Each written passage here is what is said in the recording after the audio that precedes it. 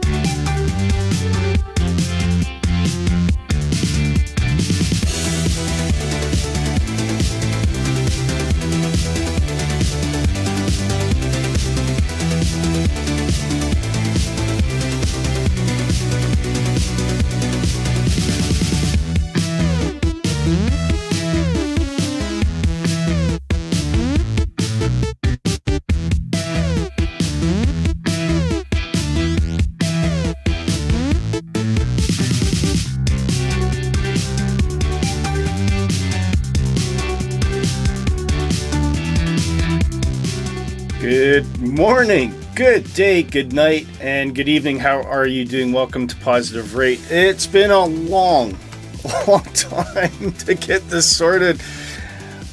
I haven't shaved. I'm completely disheveled. We're right in the middle of house renovations as well. It's absolute chaos in the Canuck household. But big shout out to everybody that's come along and welcomed us back today. It means a lot to us, guys. Huge shout out to Tony Beto. I think he's going to be joining us on Vox later. Sean Dale, how are you doing, sir? Great to see you. And I think Bubba was mentioned earlier. Bubba, always good to see you. And of course, our team, Nick, great to see you. I know we've got Dan there, Notelix. Anybody else I missed? I can't see anybody yet. But yeah, make yourself known in the chat if you're watching. It has been a long time. So there's a bit of an explanation due, and I'll give that, I think, as we go. But we thought we'd go, and Bubba's there. Right? Hey, Bubba, how's it going? And Beluga's just on. He says, hello. Just left Aberdeen inbound for Palma. A real-world flight I did in October. Very cool. And Nighthawk's just chimed in. Morning, everyone. Yeah, and we can see Nighthawk on the tarmac somewhere as well. We got a few folk flying with us. It is our first... I mean, some people would call it a long haul. It's 3.5 hour block time, so I would call this more like a mid haul. It's possibly still just on the threshold of short haul. Depends on how you look at it. So, I mean, as far as North America is concerned, it's considered domestic. But it's a long flight. It's going to be probably the one. Well, it will be the longest one we've ever done. So hope you enjoy it. And I've been getting a lot of practice because I've had no internet. I've been getting a lot of practice on the PMDG 737. So hopefully I'll be showing it slightly better skills. I'm not going to put myself up here. Slightly better skills than what I've been doing in the past. So yeah, just, welcome. Thank you for coming along today. Bubba says he says mid haul. Yeah, I think it's mid haul. Not long haul. 6+ is long. Yeah, I agree, Bubba. I completely agree. I think mid haul is kind of just below the 6 hour mark. Mind you, I mean, some people say mid haul is up to 6, 7, and 8 hours, and long haul is kind of anything beyond. I think the standards have changed over the years, haven't they? Anyway, who can we see on Tarmacs. I could see Nighthawk. I did see Nick in there somewhere. Yeah, Nighthawk is flying the Headwinds 339. Let's go get a quick look at him. And just as the sun is starting to rise in Miami, this was done on purpose so we can get some beautiful views as we're taking off. I have posted the route up. It is pinned at the moment. I usually pin the donations thing, but let's get the route on first. And if you're joining us, if you want to fly with us, don't forget, make sure you're set to North Europe server. You will not see us unless you're on North Europe. We'll do some flying today. So anyway, how's everybody doing? I mean, has anyone had any major life changes or anything like that? As far as, so just a quick explanation. I don't want to spend too much time on it because I want to get flying. But so, long story short, the neighbor ran a internet install order against my address by accident, which I canceled. But unfortunately, the provider that actually does the connections didn't get the message, so they cut off my internet on the 25th of October. And I only just got it back Monday.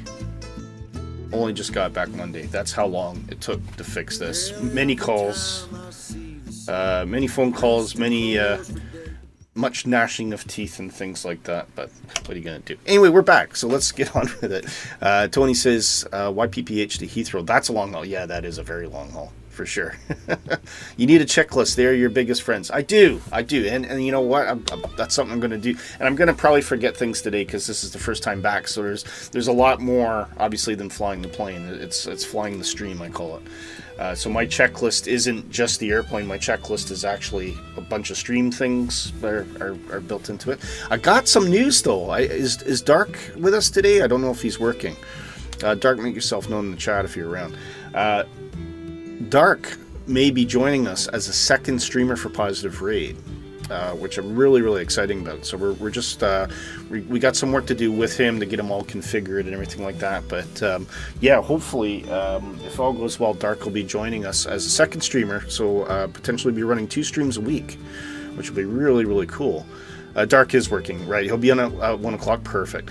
Beluga says, hopefully getting a new PC after New Year along the lines of a 4070 and an i7-12700. Wow, that's going to punch. You'll get some really good performance out of that. And Bubba says, YPDN to Heathrow is a long haul. Yeah, absolutely. Okay, so I have got everything planned. Hopefully you guys are ready to go. We're taking off. I'm taking off rather from, I think it's 9 left. 8 right. I think we're landing on 9 left. That's what it is. So I'll bring up the sim noises here, so you can hear everything. And yeah, let's get this show on the road, folks. Ooh, got no panel lights up here. Let's try and get that going.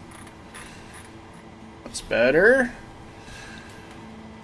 We'll start the APU. Actually, we'll put on the seatbelts first. And get the APA going. Plane is already fully loaded. I've got approximately... Ooh, I'll tell you right now. We'll just do a quick preview of the route as well. So I'm currently running with block fuel of 9,959 kilos. Which is probably the most I've actually put in an airplane for a long time, actually. Because even on my own time, I don't really fly long hauls. Right, what am I doing? Right, route. Okay, let's do this. Oh my gosh, it's been so long, guys. How do I stream? How do I do it? So, anyway, yes, we are taking the full Z2, I think we'll call that, full Z2 departure out of Miami. Sorry, I'm just going to take that music down just a touch. Full Z2 departure out of Miami, taking us on a north-northeasterly course. We'll be flying over some water first as we get up past Florida, and then once we, I think, probably brushing with North Carolina into... or Virginia there as well, as we coast along the Eastern Seaboard. Eventually we'll be cutting in up into Quebec, and we'll be taking the Carter 5 arrival. I don't remember that being a Carter 5 arrival, actually. Let me just check that in the... Is that what we said it was going to be? Oh, it is. Carter 5. Okay. Yes, it is Carter 5. Okay. Must be when I flew it yesterday. So, and that will bring us into 6 left in Montreal there. That's how we're going to fly it. So, yes, I've got a few new extra things too. So, because it's a longer flight, I might break away from time to time to go to the facilities or get something to drink or eat. But I've got a nice little mini map there. I'll show you the mini map. I think you've probably seen it when I came in. Yeah, so we got a nice little kind of nice little mini map there. So when we're flying along, you'll be able to kind of see our progress. And of course, we've got the Fly Live Studios giving us the readout as well. Okay, enough talking, enough waffling. Shall we go? Okay, we've got get some pressure in there. We are flying flight level 370 today.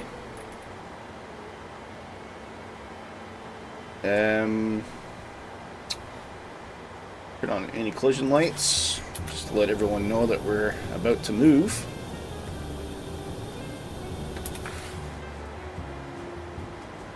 And it's hard to see in the dark here. I don't think we have quite a lot of room actually. But I think we'll just kind of spin it around right away.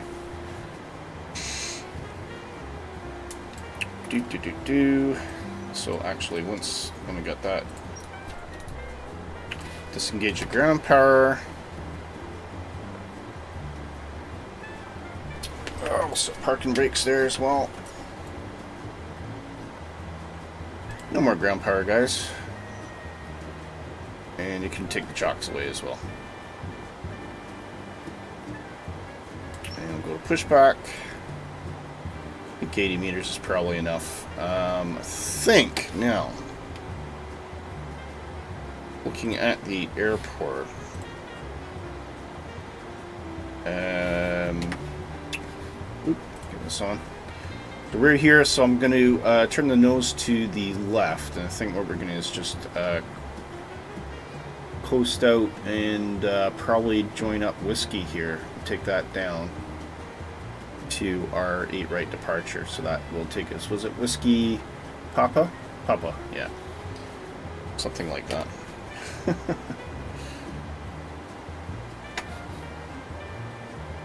Okay, so we want, what's the left? Start. Cockpit to ground. Go ahead. We've been cleared for push and start, tail to the right. Copy that, ready for push, tail right. Release brake, please. Brakes off. Cruise level was 370 Nighthawk. Sean, you've got 35,000. Okay. Well, you can fly that if you want. It's up to you.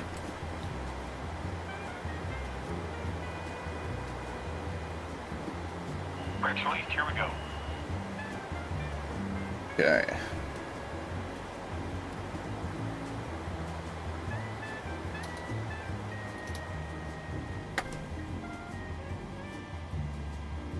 Engine 2.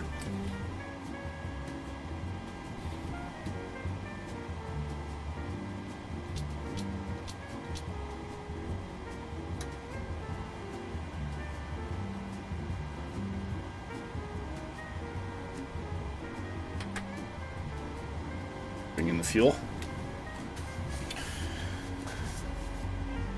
Yeah, so the other thing that's happening as well, I've lost the internet, so got that back, but we've also started major house renovations, so our downstairs is complete chaos. Like there's nowhere to sit, there's nowhere to watch TV, so that's created quite a bit of stress as well.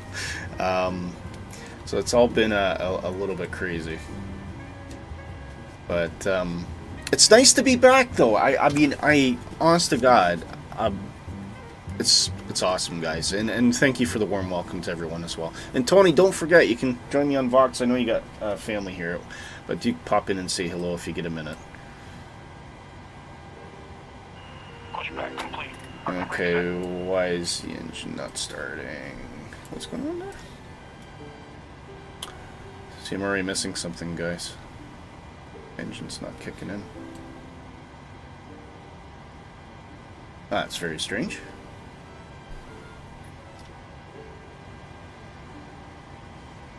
Okay, I'm here to say hello quickly. You're here to say hello quickly, okay. I'm being pushed back at the moment. I'm literally right behind you. Brake set. Okay, no, the engine is running, that's fine. I'm just freaking out. Alright, put on continuous engine 2. Steering pin is pulled. Watch for the salute and release from guidance on your right. Have a good flight. Engine bleeds are off. Yeah, they are off, yeah. They'll go on, don't worry. I just, for whatever reason, I looked at that and thought, why is my engine still spooling? But it's not. I'm just having a moment, because I'm panicking, guys. I'm panicking. That's what's happening. It's, you know, but Tony, and then I've flown, this week I've done 4 flights in the PMDG 737 as well. And enjoyed it, every minute of it. And then as soon as you get on stream, you're like, You're panicked. It's the stream. You know, effect. you could have the big critic here, but he's not. So consider yourself very lucky. Who's the big critic? Fozzie. Oh, Fozzie. Yeah. Why is Fozzie in aviation? I can't remember. No, he just flies the 7.3. He's the 7.3 is his baby. So yeah. All right. Okay, I got you. And I'm sure he's listening to me saying this right now. Okay, bring in packs.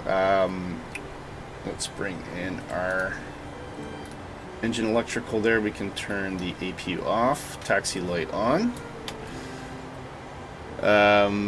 Sean says, relax, fun stream, not SOP, sit back, chill, and have a PIMS. Yeah, I wish I had a PIMS, actually. It's not a bad idea, Sean. Not a bad idea at all. Having a Canuck moment, Dan says. Yep, that's it. You got it. You got it. What he did. I like Sean. He's. Sean's great. Sean he didn't reply to me when he said he was flying something special tonight. I said the Beaver, and I didn't see a reply from him. Oh yeah. All right, let's get my bearings here. Where are we?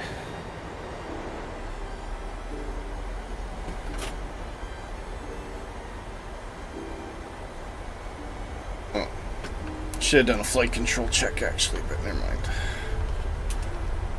Okay, so I'm all ready to go, I think.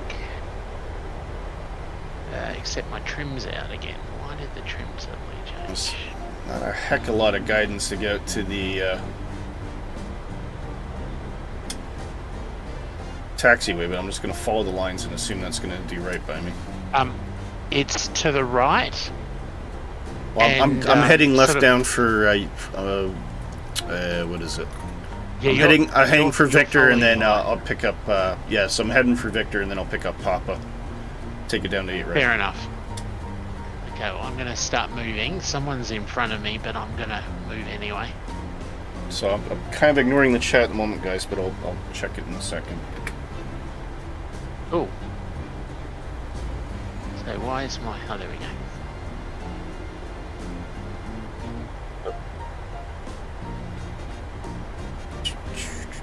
I'm pretty much following you, Willy, so if you're going the wrong way, then... No worries. You're leading me astray. Oh yeah, I see you. I don't know what you'll see me in, though, because I'm in the Kuro 787, so... Well, I don't have the deluxe version, but in theory... Well, actually, I don't know, yeah. Could might not be anything, actually. That way, I guess? Yeah, to the right. Is that Papa? Must be. Yeah, it is Papa. Ooh, have I got speed brakes on? Ooh, I have two. Go away, speed brakes.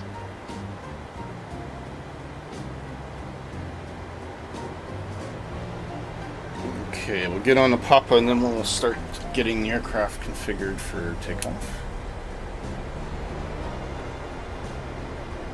I've got way too many lights on at the moment. Let's turn off the strobes. Okay, throttle, flight director, there. RTO. Way too many lights on.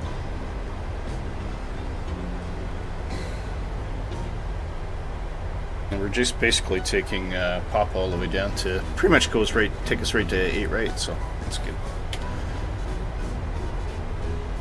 And Sean says you'll never guess what special I'm flying. It's not the Beaver. There you go. Have to turn on multiplayer after we leave. 2 FPS. Oh wow, what's happening there? Nighthawk says I have FSTL live traffic. There are a lot of aircraft coming in to land. All right, cool. Sean says it's Christmas. Tony Beto, we need lots of lights. There you go. I'm not. Can't turn the plane.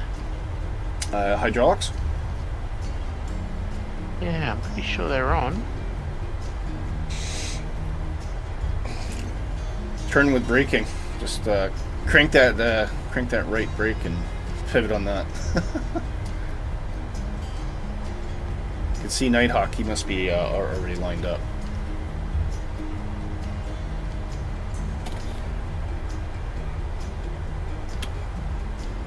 It's a big airport, Miami. Actually, it's quite a. It's just really one terminal, but it is a big freaking terminal.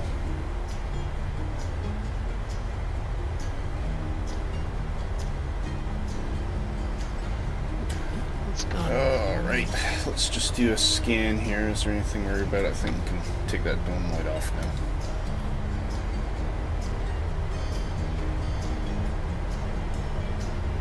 Take that out. This could be dangerous. You got it under control, Tony. No, I'm not. My flaps aren't sorry, my flaps are working. That's good, that's a start. But right. I'm not able to turn.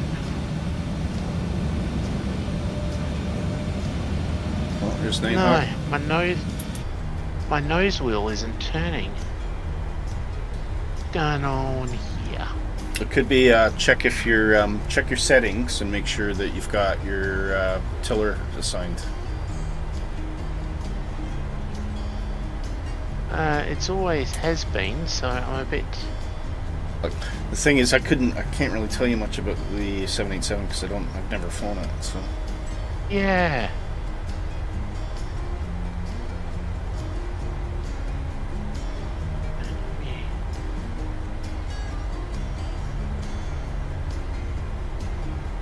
Go for a bit of a. okay, I see Nighthawk. Nighthawk, are you waiting for me to take off, or are you gonna let me go first? Fuel level 9.9 doesn't seem a lot. That's what the fuel plan was. Well, we'll keep track. I mean, if the estimated fuel on board for destination seems low, we'll just have to jig it somehow, I guess.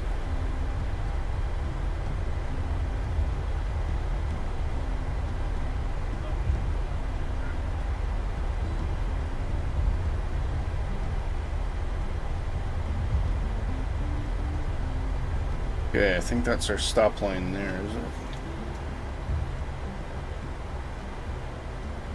No. Yeah, it is. Okay, I think we'll park there. Well, that was an interesting noise. Just waiting for everybody to catch up? Yeah, okay. Yeah, that might be not a bad idea, actually. Well, see, Tony's on the Somebody just just my announcement. Oh, who? Good morning. Good morning. Please announce yourself, sir. Who's talking? I am shocked. I'm shocked, Willy. Oh, Sean! How are you, mate? Oh, it's Hey, not Sean. It's Nick. Oh, hi Nick. Hi. All you English people sound the same. That's Nick waiting to be banned. Nick's on the move as well. Nick, are you taking off from 8 right as well? I am indeed. Okay. Okay. I'm in the right. I'm going now. I don't know what happened then, but I'm right now. Good. Excellent. Okay, I'm just gonna hold the line here. I'll wait for you guys to get queued up. Sean sister, I'm still your tons, not pounds. Oh no. Yeah, I'm tons. Yeah, kilos. Aha. See. Now, does anybody know what airline almost had a dead? They ended up with a dead stick landing because they screwed up the pounds and kilos. Does anyone know what airline that happened to? There's a quiz for you.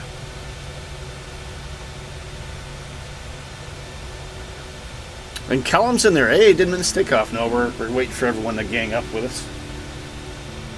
To gang up. Do you know the answer to that, Tony?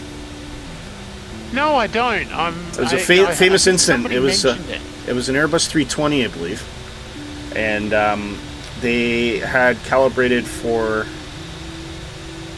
They got their load sheet was in kilos, and they put in pounds in the FMC. So they loaded the pounds rather than kilos, and they ended up dead stick. It was a domestic flight, and it was Canada, Air Canada. Oh God, okay.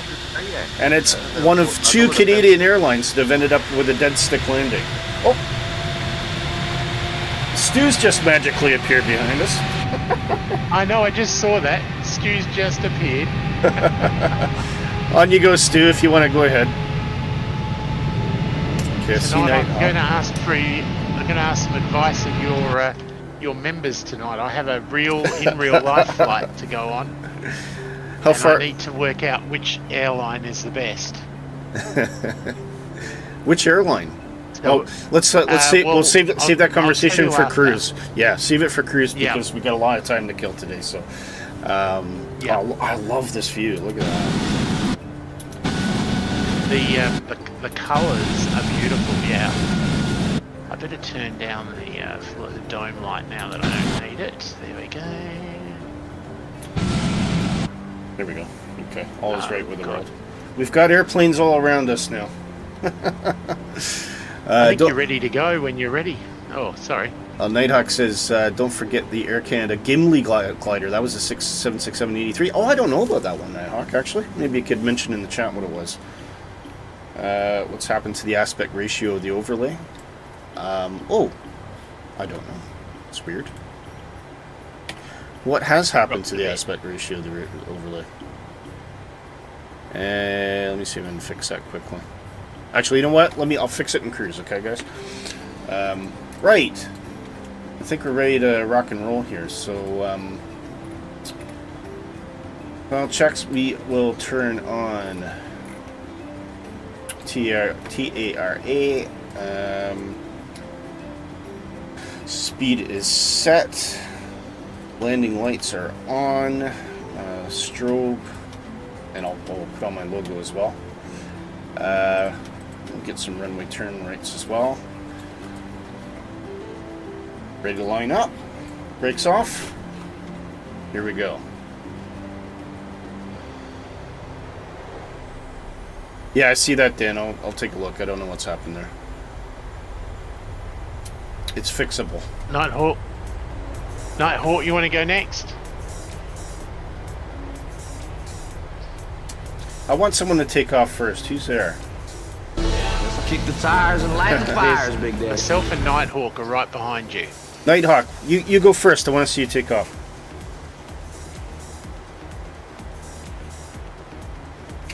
I'll just put on the brakes there.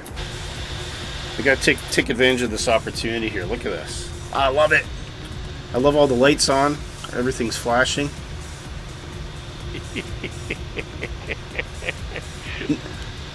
Nick must be flying the Fenix because he's still at the bloody gate. He's probably waiting on his load sheet. You're probably waiting on your load sheet. Yeah, those are rubbish Airbuses. Yeah, exactly. Oh, I'm going to get a nasty message from Bubba now in a minute. Air Canada flight Yeah, I think Nighthawk. I think that's the flight I'm thinking of, where they put in the wrong amount of fuel. I think that's the one. The Gimli glider. Yeah, actually, that rings a bell now.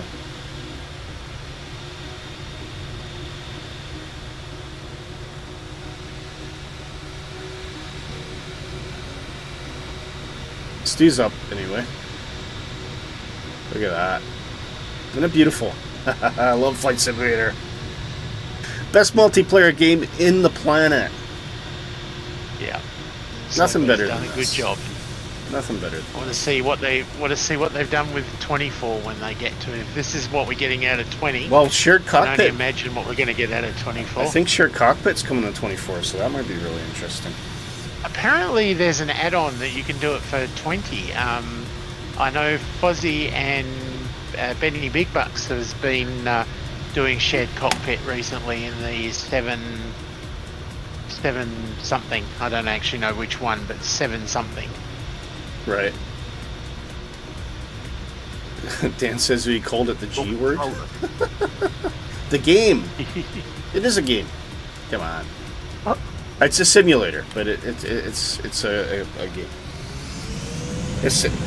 There's no real world consequences, folks. Right? Yeah, it sounds familiar.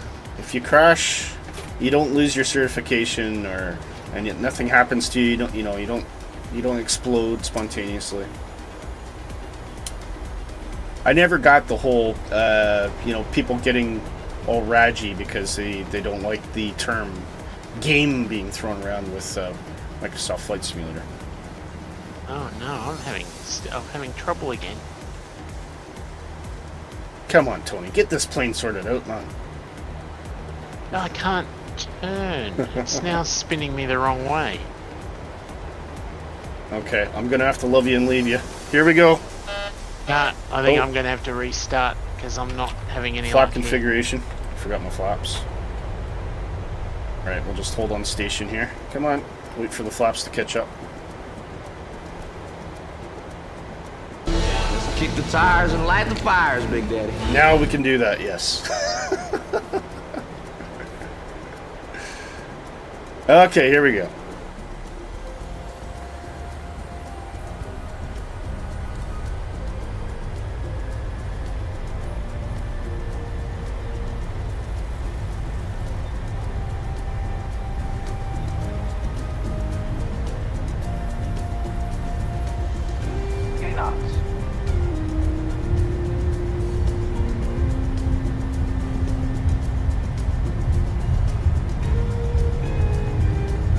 Ready to take off, yeah.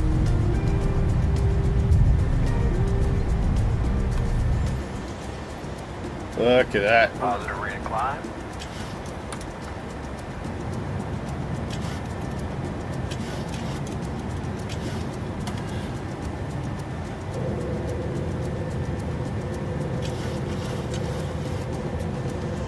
Hey, I'm lined up ready to wait. I'm lined up ready to go. Look it up. Pitching up a bit there. Let's get that rank.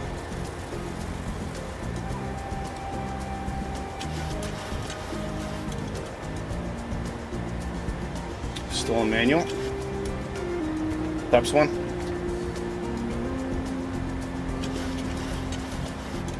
Look at that.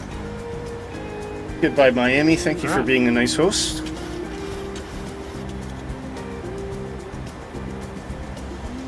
There we go.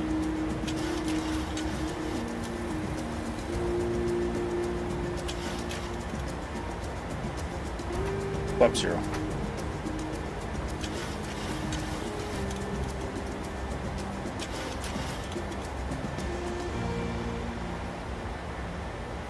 I'll pilot in.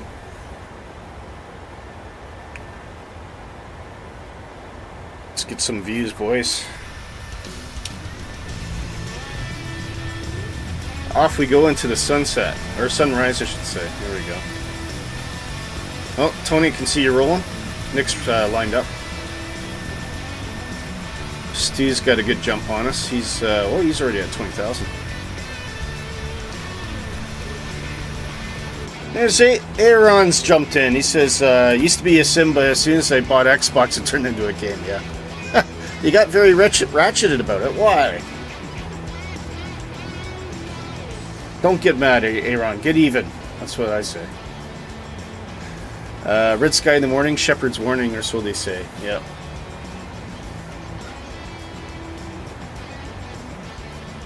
And we can just see that sun starting to peek over the ridge as we're coming up. Look at that.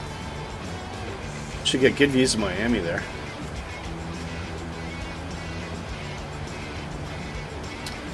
Lovely.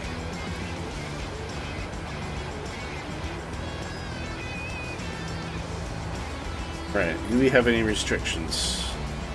Oh, we got 5,000 foot restriction, okay. That'll be for the departure.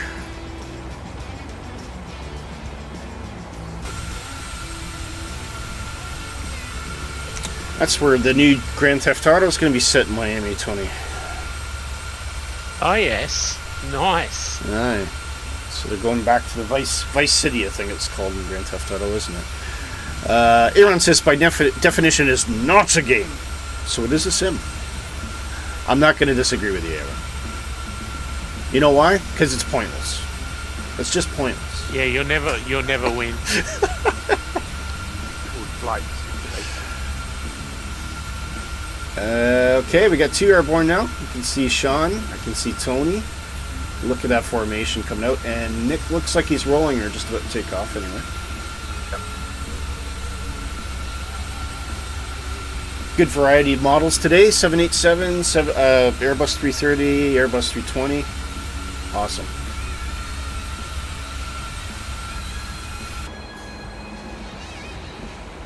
It's a very black and white thing. Let's just say yes. Fine. I agree. Right. When does this 5,000 restriction end, Merrick?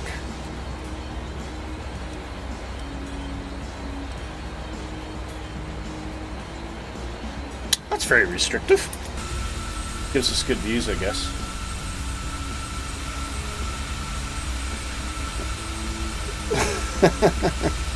Sean posted some pics of the Gimli glider in Discord pub. Okay, yeah, we'll have a look at that at cruise actually. Tell you, while we're waiting on this restriction lift, let's see if I can figure out what's going on with this overlay.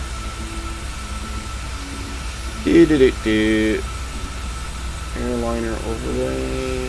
Okay.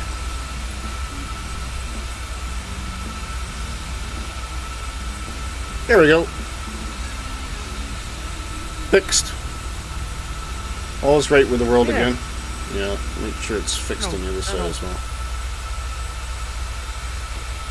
I hope my flaps are alright when I land, because this is going to be fun trying to land a plane without flaps. But anyway. Oh, it's doing this stupid thing again. Alright. The hydraulics up. Yeah, they are.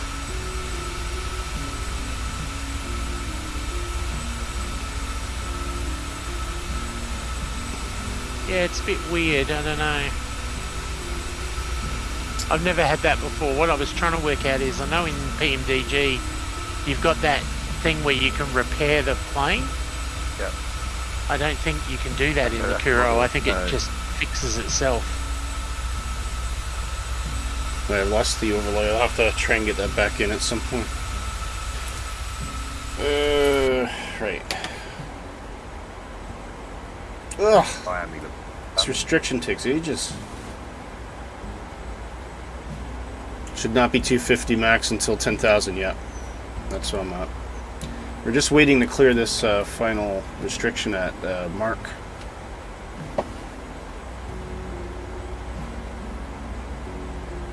Meantime, I can turn that off. See.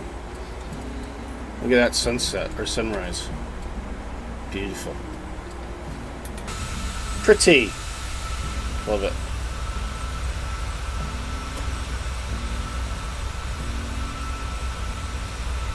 Excellent.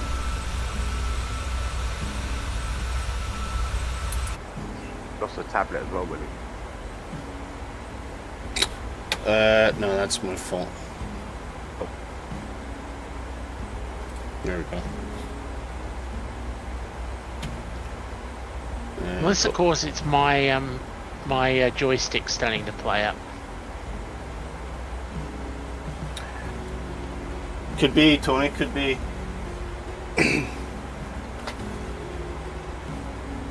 The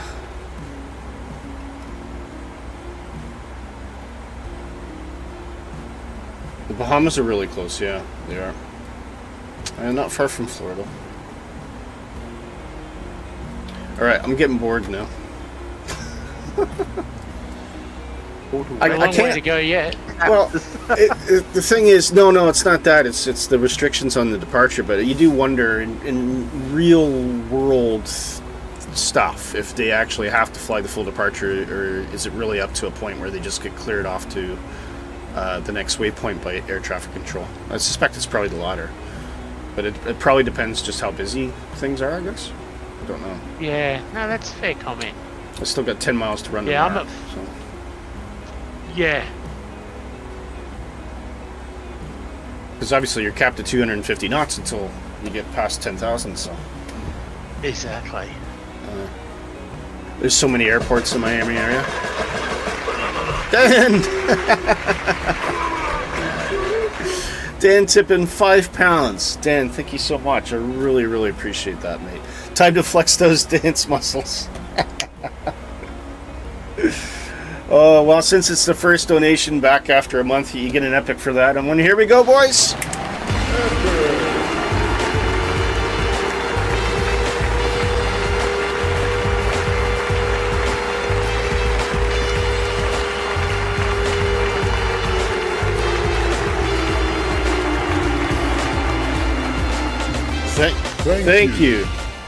Thank you very much, Dan. Much appreciated. £5 shall go into the positive rate bank to pay for our services, epidemic sound, and various other things that we need to cover. So thank you very much, Dan. Much appreciated. There's Sean's got little dancing icons there. Oh my God! Come on, you're killing me, man. Right, I'm just going to set this for flight level 370 then while we're waiting on the restriction up there. Yeah, I was waiting for that.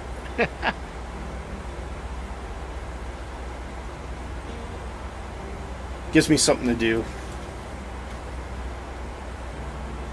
2 miles to run.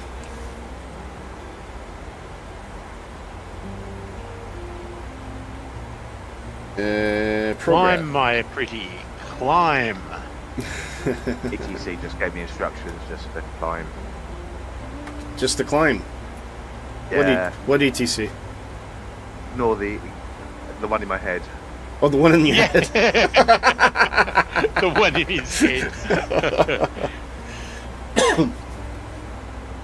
I'm gonna let this run out because I just want to see the VNAV do its thing. So.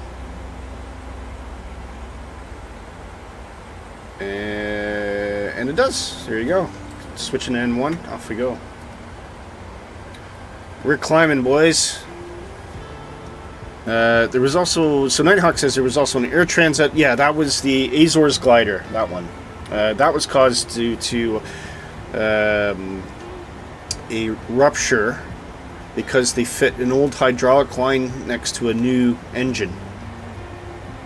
And there wasn't enough clearance between the fuel line and the hydraulic line. They rubbed together, fuel line ruptured, and by the time they figured out what was wrong, they were dead stick. Yeah, quite amazing actually.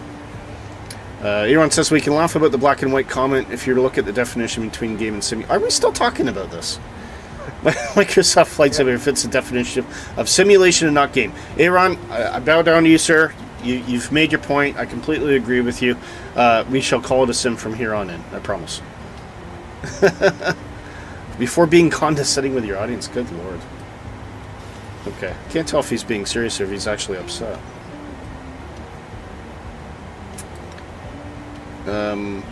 Right. Waiting on that clear to 10,000, then we'll ramp it up to full speed. Just taking the sights. Look at that. And everyone's pretty close together, actually. It's been actually quite an orderly takeoff. I think Stu's he must be way ahead. Stu, are you still flying with us?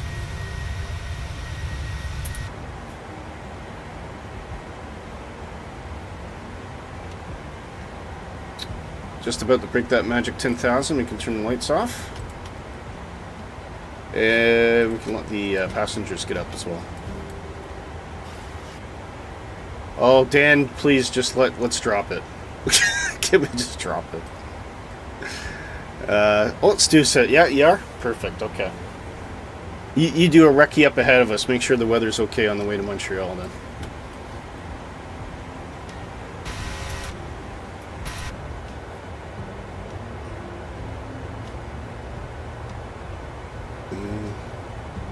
Can't see anyone. I think you're too far ahead, mate. I think that's what it is. Okay, now we're cooking with gas. And progress. Oh, FMC. Let's see.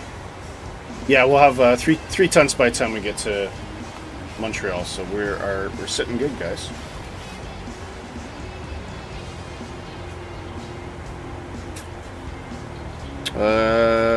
Sean says change server and come back to North Europe.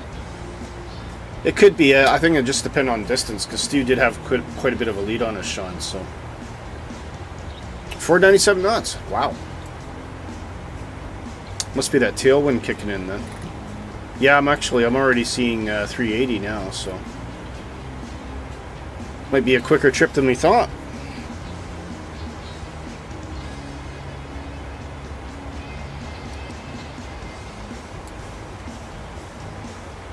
Alright, I am climbing like a banshee. Excellent. I think I'm on I had a pretty high cost index, but it's almost like I'm on a D-rated climb.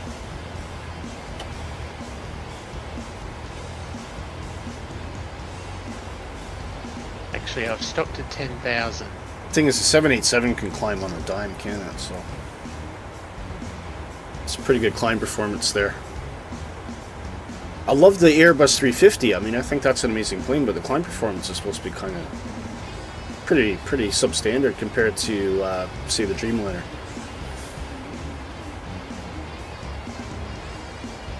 They've made it for efficiency, so I can kind of understand.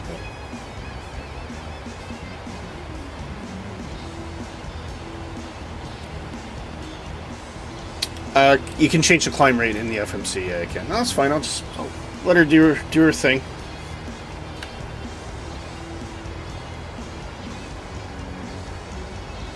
See if we can get that overlay back. That would be a good thing.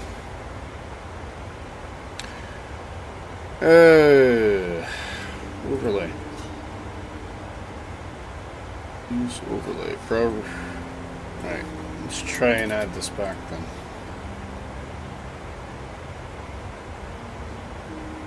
It's somehow got a sync between one screen and another one. That's why it's done it.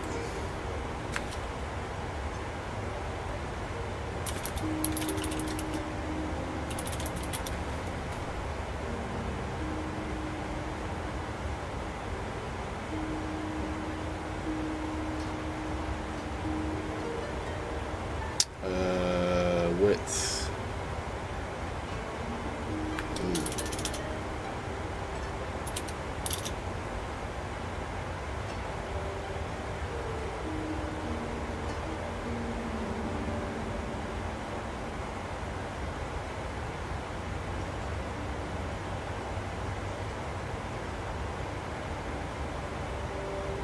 Yay, there we go. Magic. Is it showing the other one as well? No. Oh, because I haven't put it into overlays, that's why.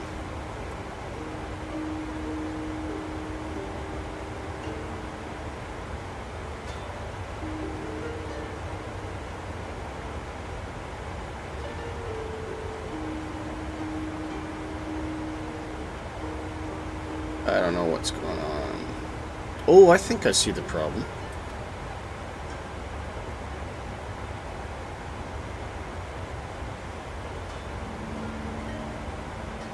Is that why?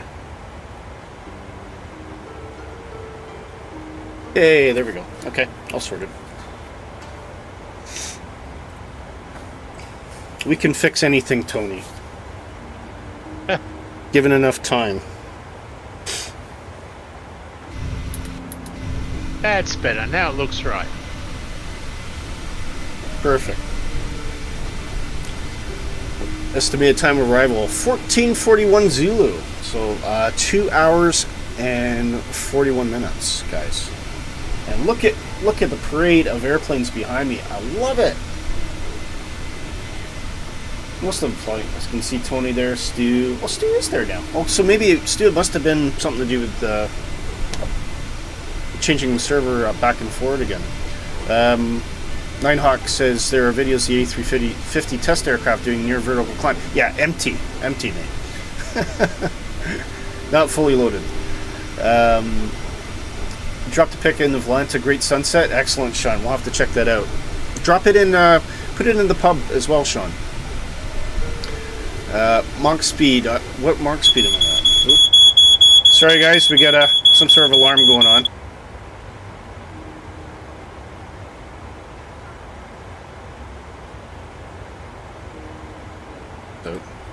Someone's cooking toast downstairs again. Probably my wife. She's doing anything she can to disrupt the stream. I'm just about to start, and I was trying to fix the stream because it wasn't coming up. And my wife's in. She's rummaging through bags and making noise in the room. I'm like, "Do you have to do this now?" she gave me a dirty look and went out. Yeah, I don't understand Come why. on.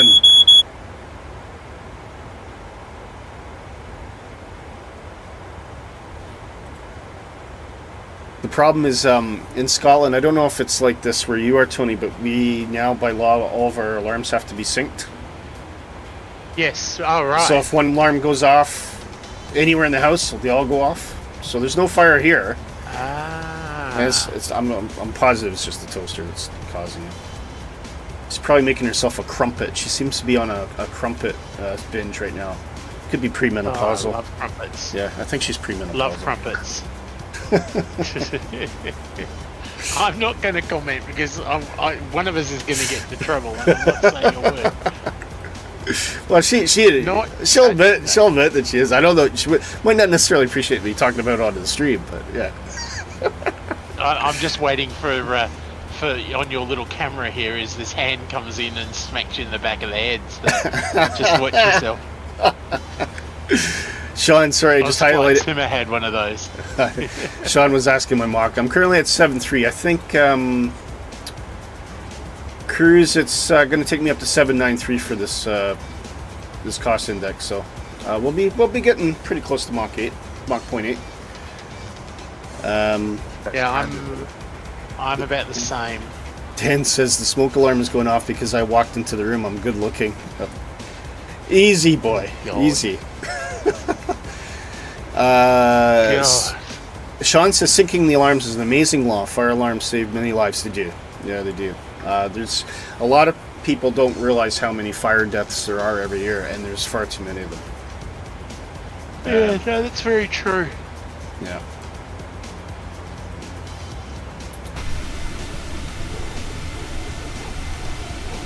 Sorry, I'm just... Yeah, it's interesting because when I used to live in an apartment in Brisbane, Yeah. we used to, if the alarm went off, even if it was something like, crumpets or whatever, Yeah. we were told by the fiery that we should take the like a towel and burn it. Right. And because they charge you here, at least they charge you $2,500 for a call out fee. So if you get called out and there's no actual fire, you get charged $2,500. Which you should. So what they said was put the fire out, as in burn your tea towel or something. Not huge amount, but enough that it's burnt. And then when they turn up, they actually see that you've you've actually got a fire, so they won't charge you for it. They'll just put it out. So yeah. Oh man. And that was from a fire guy. Imagine there's. Yeah. Well, I mean, they can't dispute it, right? So they could No, accuse. that's right. They could suggest you might have set it on fire yourself, but they can't prove it definitively. So. Exactly. And they're not going to spend the money to investigate. So, for the sake of argument, no, yeah, it's clever. Stu, you're at Mach 7.7, okay. See if you can kick it up to 7.9. I think that's where I'm going to end up. Once we get up to our cruising altitude. It's taking its time getting up there. Ready? Sorry, what was that now? Say standard pressure. Yeah, I just put it in. 2 seconds too late.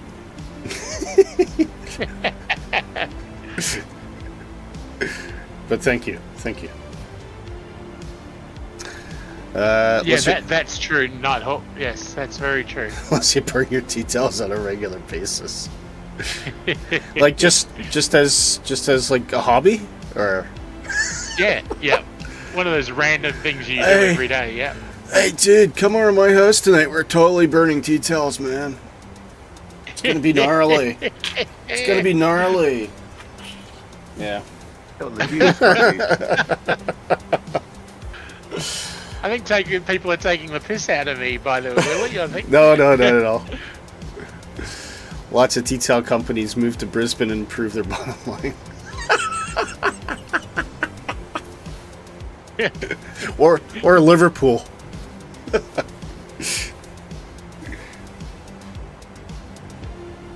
That's funny. I would have to assume that probably the best place to sell mobile, cell phones has got to be Liverpool, because everyone steals them all the time. So there's people constantly having to buy new ones. So I just think it'd be, it must be a good business there. Mind you could be the one that's getting robbed as well. But. Yeah, true. Well, the one who's actually doing the robbing is actually the one who's selling them. Well, my godfather, he was in the Auto Workers Union for many years, and he served as secretary. So they used to go on conferences to different parts of the world where he had strong union movements. And one such trip, he went to Liverpool, and he said, "Yeah, I'm going to be gone for a week." So at the time, I was staying with him because I was going to college, and his house was quite close to the college. So he got back after a week. I said, "So what was your impression of Liverpool?" And he says, "Well, everyone's really friendly, but the only way I can really describe it is one half of the people of Liverpool are stealing from the other half and selling it back to them at a discounted price."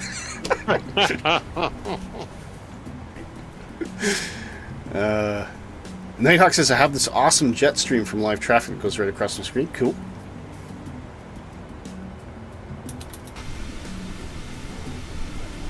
I'm definitely making some jet streams now.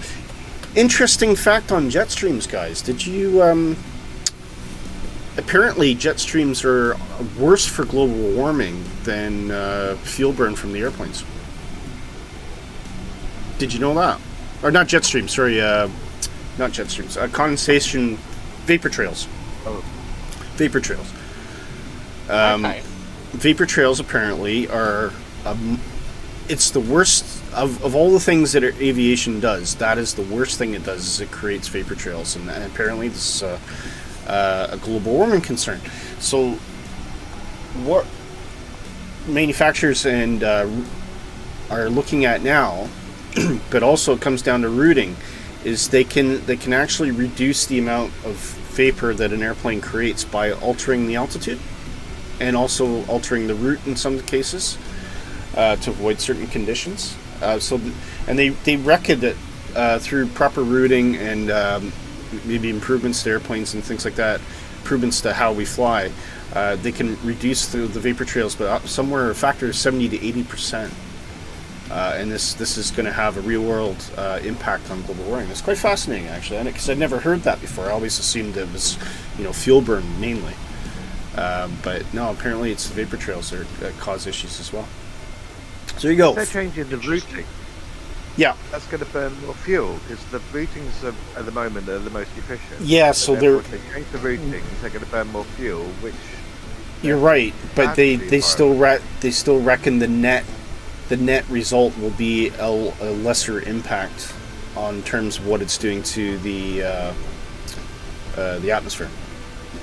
Oh, that sounds like So, I mean, Nick, I can't speak intelligently on it. I have to look at it in more detail, but that was kind of just the gist of it, is if you reduce vapor trails, however you achieve that, I think part of it was altitude as well, but if you reduce vapor trails, it is quite a significant piece of what aviation contributes to global warming. So, yeah, I'm sure there'll be more information as things go on. Oh, I think I'm going to change the vibe here. What kind of music do we want? Do we want rock? Do we want bluegrass? Blues? Nick? Bluegrass. Yeah, bluegrass, man.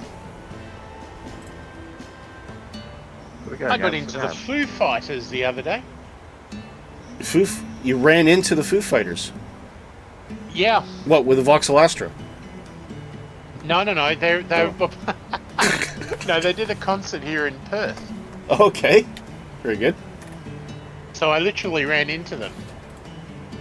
You literally ran into them. And Yes. then, like, physical contact ran into them. Well, yeah, sort of. So they're injured now. They didn't play in the end. Concert cancelled. Reason. Ban Beto. I could just...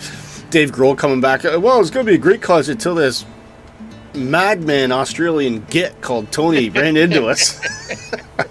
This madman Australian. Dear. I've been called worse. Oh, there you go.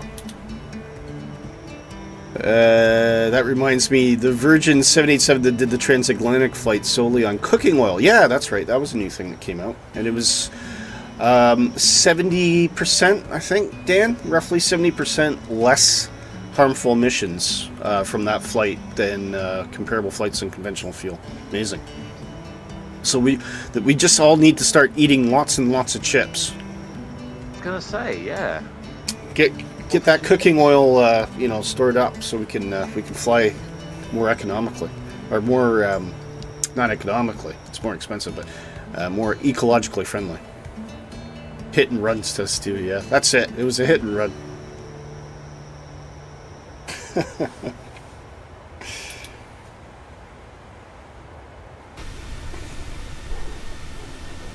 Everyone seems to be holding pace anyway. For the record, guys, I am at pretty steady at 785, Mach 0.785. Just in case anyone wants to calibrate to that. Cabin probably smelled like a chippy. Well, you do wonder, don't you? Because when you go to airports, and I love the smell. You know that smell of jet fuel you get, Nick, when you're around the airport. Yeah. What happens if we go to this new stuff? Is everyone Start to feel hungry. start to feel? Man, I could really go for a chippy. But it's true. Like, it could actually completely change the smell at the airport, right? So you could open a stealth McDonald's right in the middle of the airport. Nobody would know it was there because they just assumed that the smell was coming from everywhere. Mach 9. Ooh, Stu. What are you flying to get that? Is that a 787?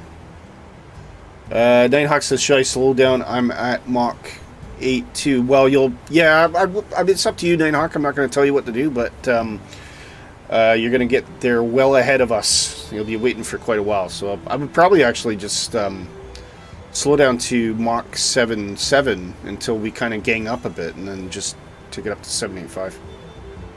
I'm 7.87 now, so I'm probably getting close to about 7.9. It's up to you, mate. Right. Yeah, I've gone way ahead of all of you. Oh, yeah, so you have. How rude. Best story of my life. Are you still climbing? Yeah, because I just realised I wasn't climbing properly. So I've just set the VS up, so I'm now climbing. Very cool.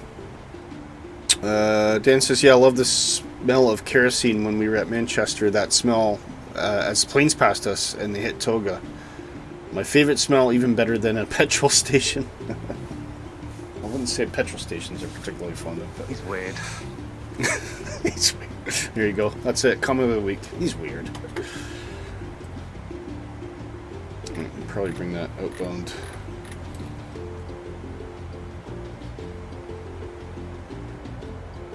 Oh, wow. We do have news to talk about at some point as well. I haven't even looked at it. I have to do that on the sly. Right, I'm gonna disappear for about 5 minutes if that's okay with you guys. Would you mind entertaining the troops?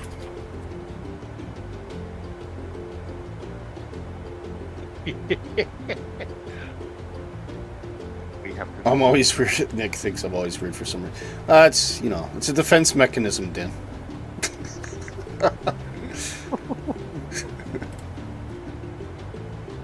It's certainly a defense mechanism for my daughter, because she can't explain me to her friends. So she basically says, "Just ignore my dad. He's weird." That's her standard phrase. So I've been on the receiving end of it as well. But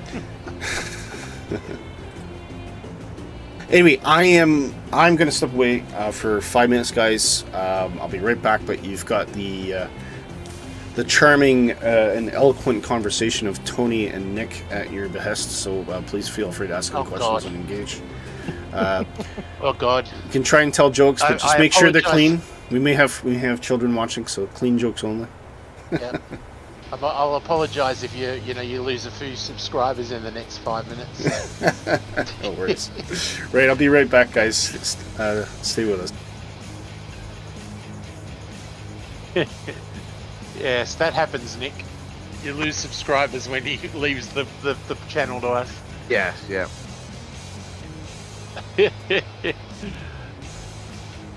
Oh God! Control over the aircraft. That would be even more fun. Yeah, true. I installed FS Realistic on my computer yesterday, and now it's so noisy in the cockpit. It's not funny. God.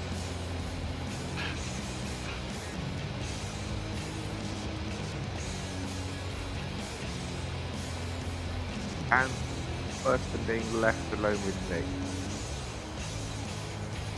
Unshafted delivery, forget them all. Don't start with that delivery order yesterday. I was so angry. So hungry.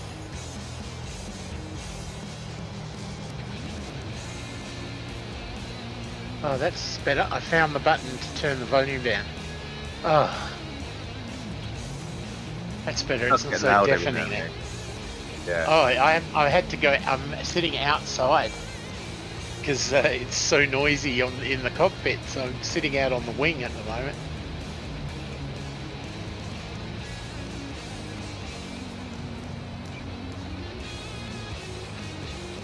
I haven't yet found the setting, because I want to try and find a setting or find something set up so that when I'm in the cockpit and I'm watching a video or a stream or something like that, the stream is always is very quiet. Oh right, okay. Turn down the sound of the sim, and the stream seems to get louder. Goes back to normal. There must be some type of equalizer we could do or something. Yeah, I find that if I've got, I find if I've got the stream running on the computer, the actual sim itself starts to hiccup. So I can have it open, so I can see the chat. I can see not Lex is giving you crap at the moment, so yeah, I can see that. Yeah. But I've got it paused, so I can't see it. I'm watching it on my TV, and that's fine. But yeah, I don't know why that happens. I've tried different browsers and all sorts of stuff, and it doesn't seem to make any difference. If I'm on VATSIM, then VATSIM seems to control everything. Right. It's constant loud. And as soon as someone talks on VATSIM, all the other sound sources seem to just die, then come back again. Okay, so there's obviously a setting somewhere. Adeline Mark for me over to Windows 11. snapping in Windows 10. Yeah.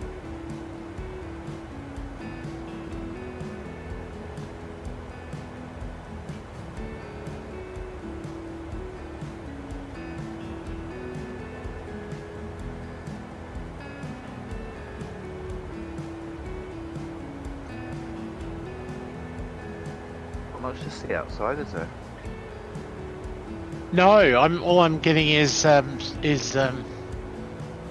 clouds, because I think we're over the ocean actually. Yeah.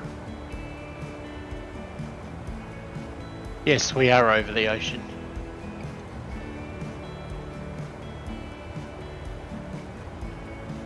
And I can turn around, I can see Stu there over in his aircraft. I can see Nick, can see Willy, I can see Sean, and I can see Nighthawk off to my right.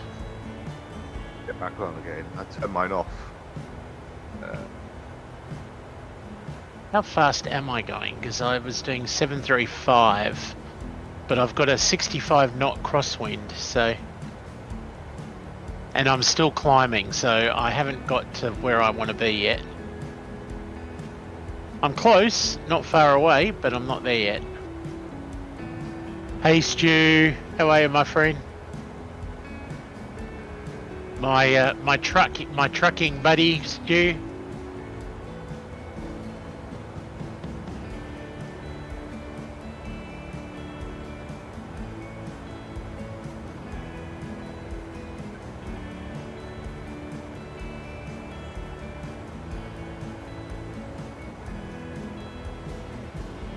Okay. I haven't played with it enough, no Lex, I haven't really got into it, so I just turned it on and I've just left it on, and I'm wondering if that might have something to do with my problems with my wheel turning, but we'll see. Yes, I did, Stu, I got Kansas today.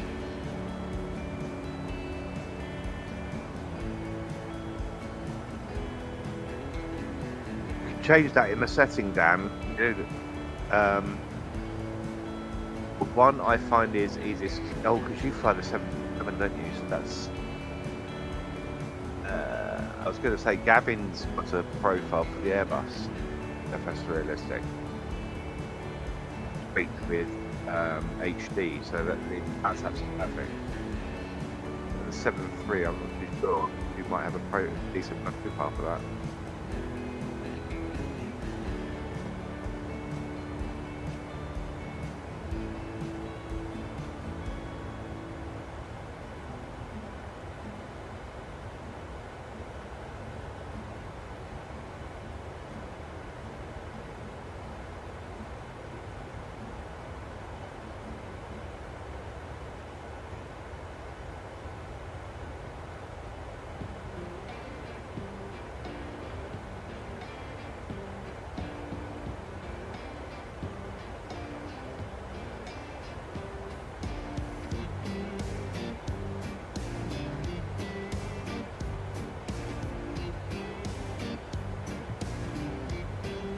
Yeah, the only reason I reinstalled it, Dan, was because they did an update. So I got the message saying they did the update, but I hadn't used it for so long I forgot what it did.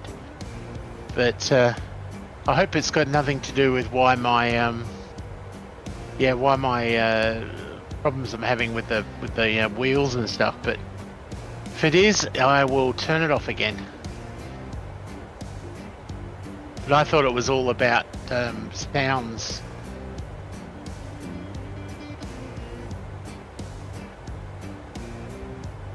Okay, Sean, I'll tell Willy when he comes back.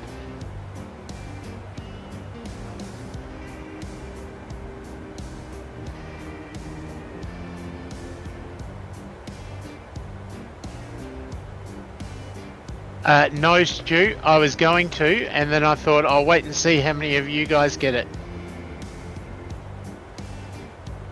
I wasn't sure how many farm trucks we're going to be hauling.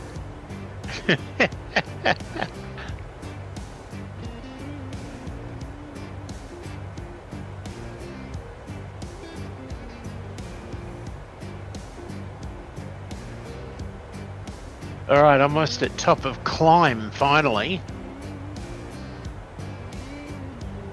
That's 42,000. What? How high are you going? 41. Ah, That's what SimBrief said. So.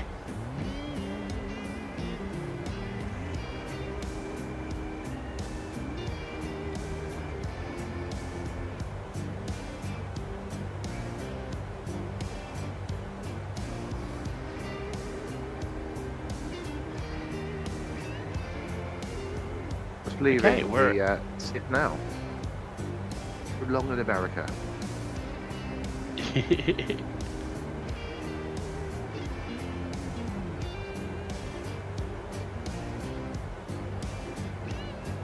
Wow.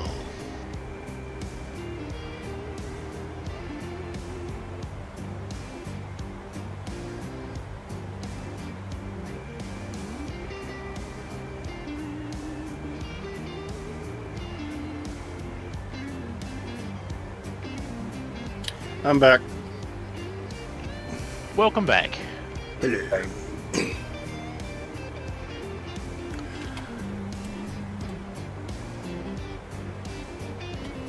What did I miss? Anything fun?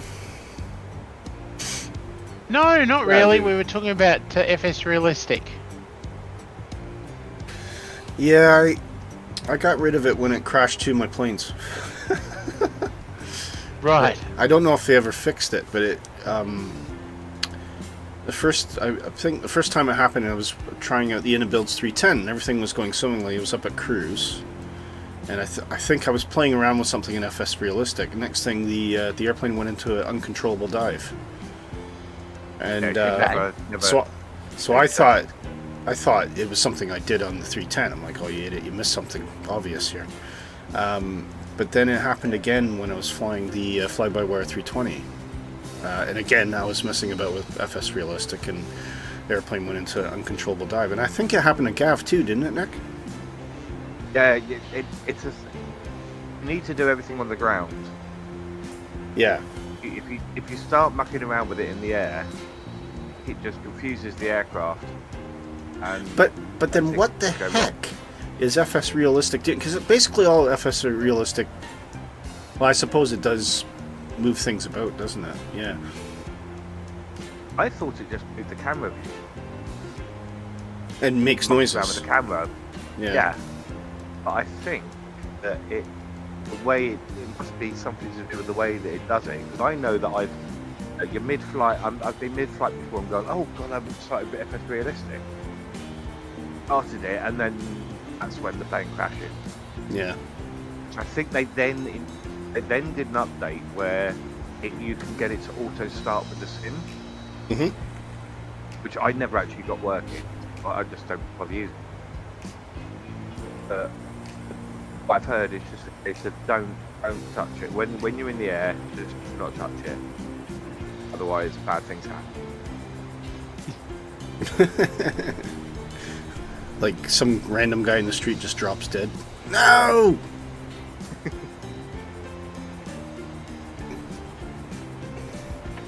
I kind of like having the map up. I'm trying to think if I should actually have a camera and a map. Because it's kind of nifty.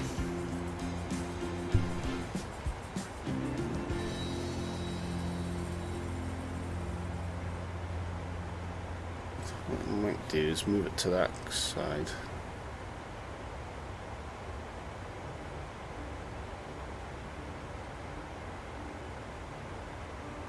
Because if I take the cockpit and put it in there. No, didn't work. No. Atlanta. Montreal Airport.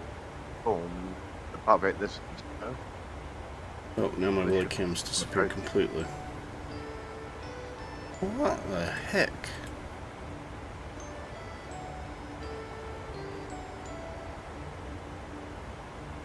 Okay, that's confusing.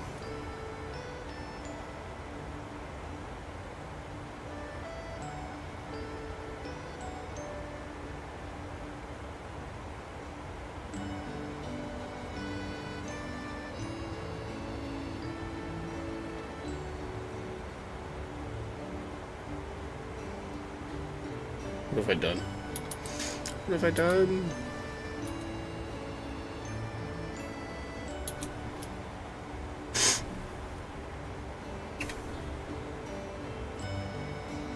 I've lost my camera completely now.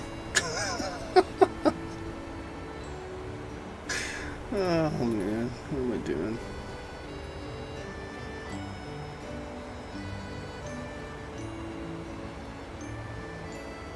Oh, donut.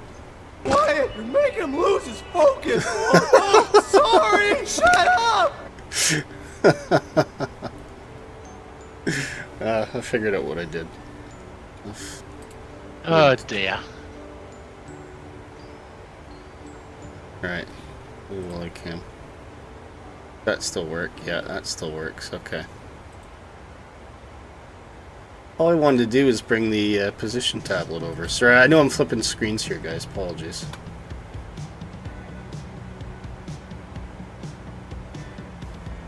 Copy. Oh, poop. Normal ops. And paste. Duplicate. Whoa! Saturday morning. There!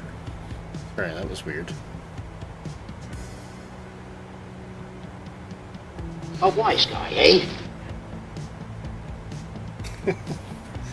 That was far too complicated for what I was trying to do. You were overcomplicating it. I was. There we go. Alright, I think I need to go.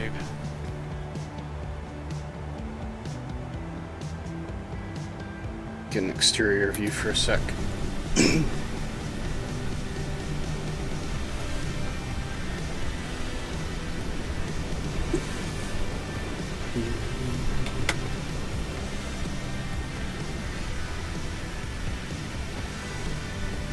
It's a very cloudy day.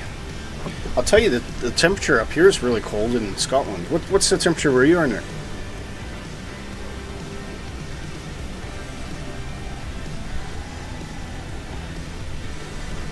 It's 2 degrees. 2. Yeah. It is currently, where I'm sitting, -5. Bit chilly. Yeah. And we're covered in snow around here as well. Oh, I can show you the photo I took. Yeah. We were supposed to have snow, but it never arrived. Yeah, this is what it looks like outside my house right now. -5 feels like Duxford. 4 degrees where you are, Nighthawk. Yeah, it's warmer in Canada for some reason. It's not. Stu says -2.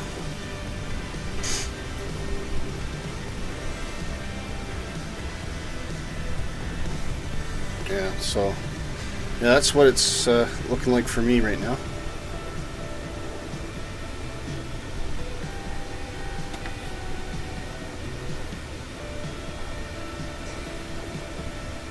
Oh, should we do the news? I better read up on it first. I haven't had a chance.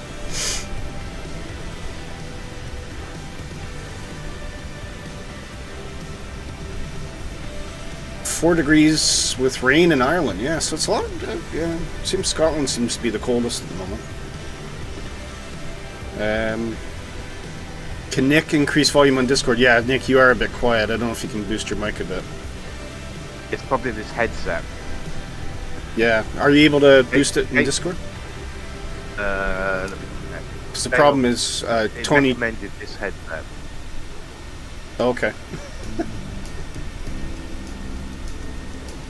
Sometimes if you turn off the auto leveling too and just kind of crank it, it'll fix itself. Yeah. Right, news. News. Oh, there has been some stuff posted in the pub, hasn't there? The Gimli glider here. So this was one thing that Nighthawk was... Oh, wow. I'll just show you this quickly, guys. So So this is what Nighthawk was talking about. This was the Gimli glider, and I'm pretty sure this is the incident I'm talking about, where they'd received their fuel load in kilos, but they loaded it in pounds of fuel instead. So they ended up with about a third, roughly, of what they should have had, and they went dead stick. And in this case, the landing was pretty abrupt, as you can see, they completely collapsed the nose gear. But everybody, as far as I know, Nighthawk, I think everyone got off that one alive. Yeah, quite an incident, actually. Quite an incident.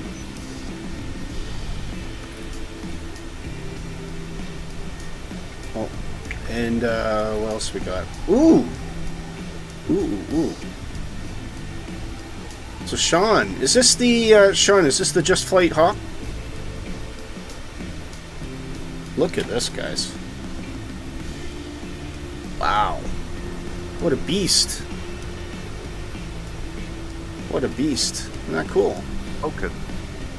Yeah, Vulcan. Or sorry, did I say Hawk? Vulcan. Yeah, I meant Vulcan. Yep. So there's another one. Yeah. Very pretty. Is that the freeware one, Nighthawk, or is that the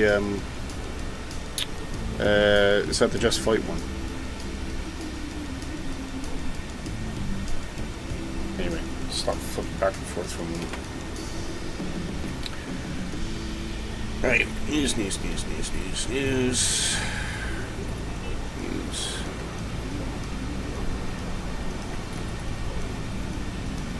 Okay.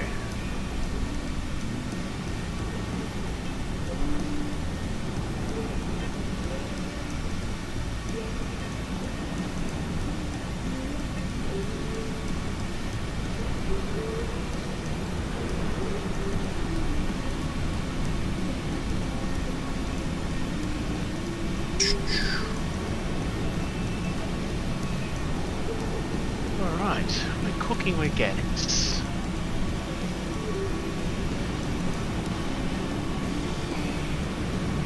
Everything running okay on your side, Tony? Yeah, I'm just trying to get my head around top of drop, but that's okay. Something's very loud around me. Oh, there's Stu. I think we got reasonable separation there now. Look at that.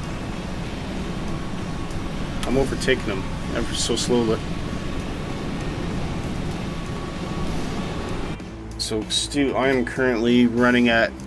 Oh, it's picked up. I'm now at Mach 0.793. Yeah, I'm at 794, so... 792 it's set for, like, so yeah. Sean says that's the exact one I thought of. Family day at the go-kart track, I believe, but they're all okay. Amazing flying skill for a silly mistake it is. Well, and it was a silly mistake, yeah. And that was pilot error, I believe. Or, well, it could have been pilot error. It depends on who handled the load for the flight plan. So it might have been the airport, actually, that did that.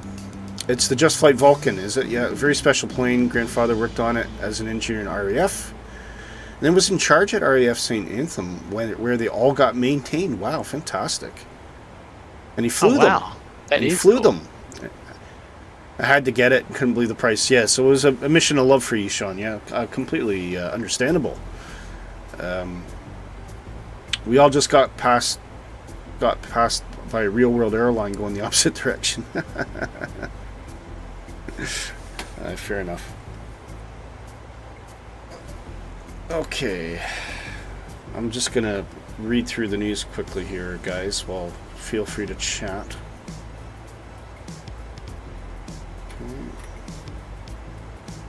Vulcan. Yeah. Needs Bradford.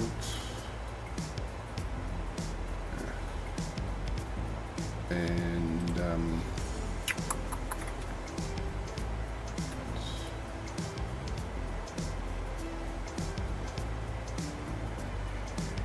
Oh, okay. I didn't know that. Right, we ready for the news? Yep. Okay. It's time for the news, guys.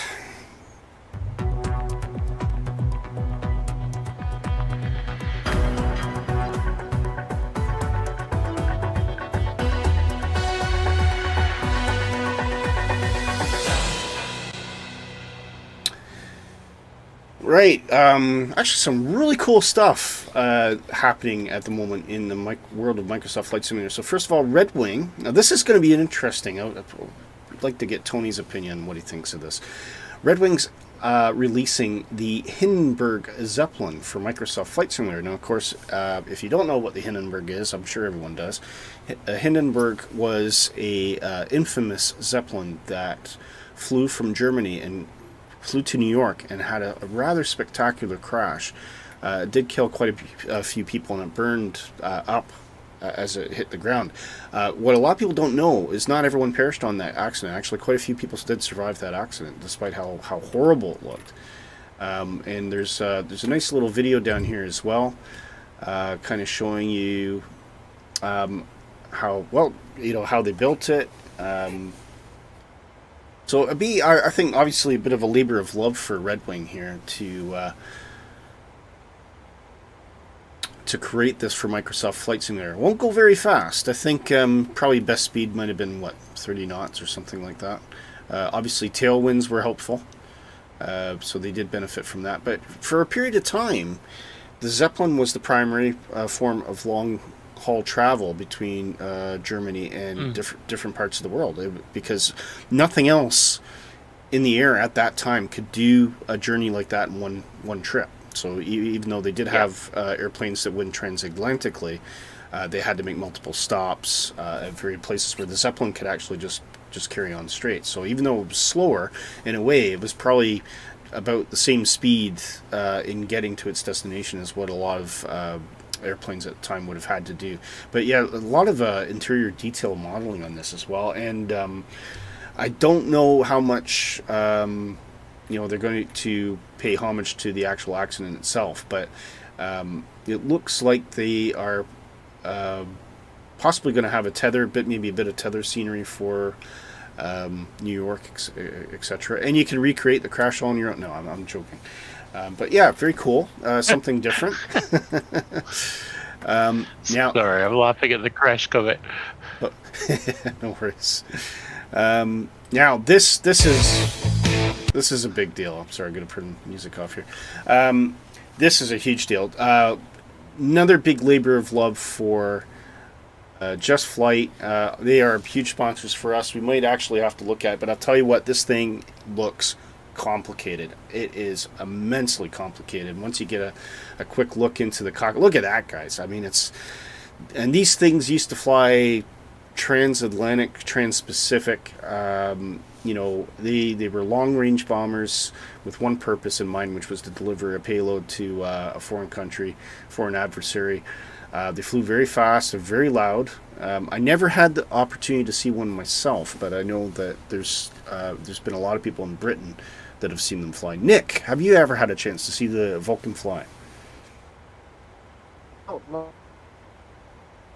Nope. I think you just crapped out. I was going to say. I heard a roar. Sorry, you seem to be breaking up, Nick. Maybe try disconnect and reconnect.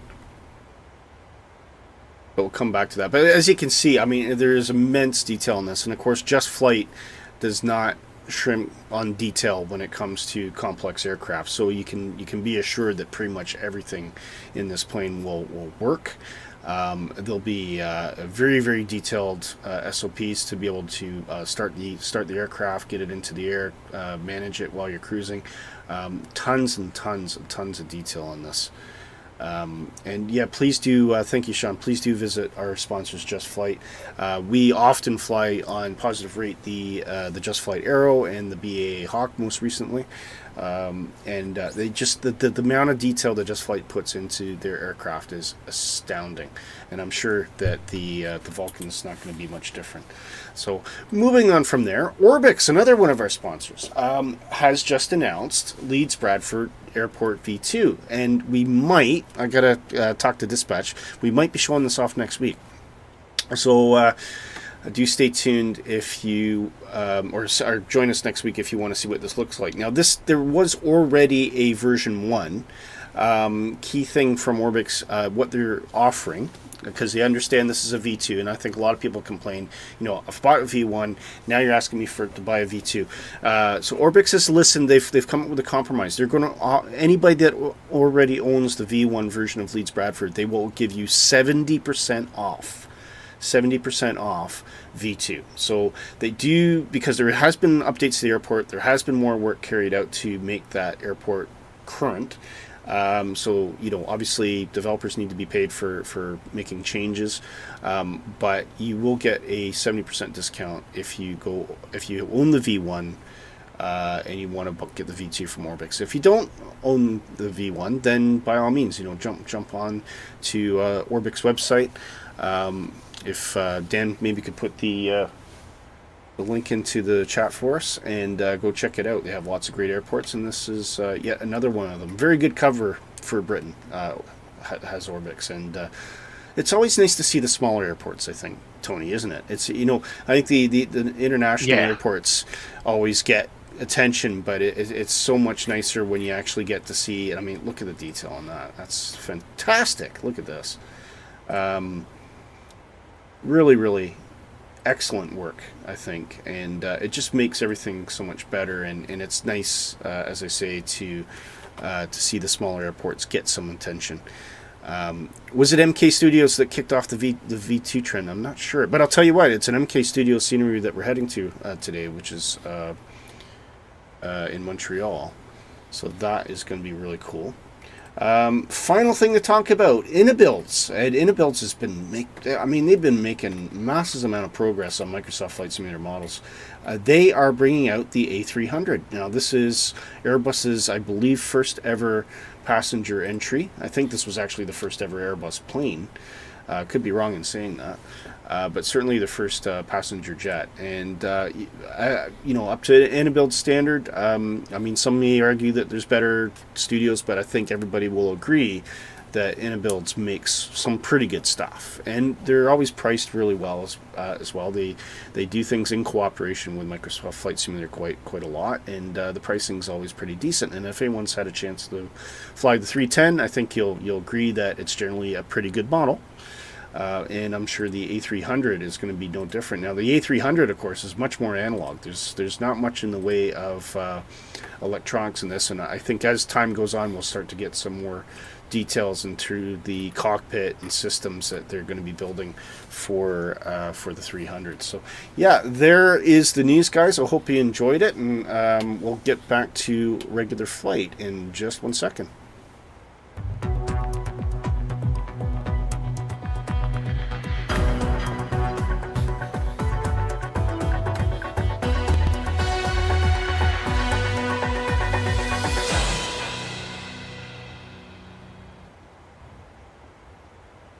There we go. Nice little news break. So Sean says, and one of the developers at Orbx has left after 11 years. All right.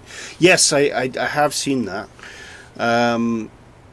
It seems a shame big companies reorganizing, losing major people. Lots of people had great words about him, but forget his name. Yeah, and I mean, we saw a similar thing with Aerosoft. There was a gentleman that left Aerosoft. I think he joined PMDG. It's a hard one to say. I think there's a lot of speculation that goes on. So, I'm not saying this because Orbx is a big supporter of us. I'm saying this because this is the reality. When people leave, especially when they've been with the company for a long period of time, sometimes it's not as what I'd say. The reason's not necessarily as nefarious as you would think. Right, so I think a lot of people have jumped the gun. They said, well, oh yeah, company's no good anymore. He's not being respected. He's seeing things going the wrong direction. Orbx is doomed. These are all the things that I've been seeing on social media. Quite frankly, maybe he just wanted to change. Right? So, or maybe there I is. hate to say that. Yeah, maybe 11 years is a long time to be with a company. Maybe you just wanted to change. So a lot of people don't really stick around with companies that long. It's astounding that he did 11 years service. I'm sure Orbx appreciates him and wishes him well in his future endeavors. And these things just happen. And it could well have been the same story for Aerosoft, right? Now, I'm not saying that maybe something changed in the company that he didn't like, but at the end of the day, companies have to run for the betterment of the company. Invariably through the course of time, as companies adapt to changing market conditions and try to put in more efficient models, some people who have been there for a long time are used to the old ways, and they really don't want anything to be different, and they're not necessarily always keen to stick around for the new direction. So, and this happens in every single company, guys. Every single company. And I've been one of those guys too, where I've left companies just because I didn't like the way the company was going, and it wasn't for me, I guess. But I've always left on an amicable basis, and I've always maintained relationships and friendships with people in those companies that I've been with in the past. I still today talk to past work colleagues going back 20 years. So there's a lot of people reading into it, but I personally think the only person that could really tell you absolutely what the reason is the guy who left, and quite frankly, I don't think he's really bothered about if he's a professional, he's not really that bothered about blabbing to the world why he thinks Orbx is good or bad, or what made that decision for him. And it could just be something as simple, he wants to try something else. So there you go. Take that any way you want. I'm not necessarily defending Orbx in this sense, but I'm just kind of rationalizing. This is what you do see in the industry, especially in the IT industry. Bluga says, hello, I'm back. Just got a lot of aviation videos from my phone to my PC. Okay, cool. Sorry, Tony, do you have any thoughts on that as well?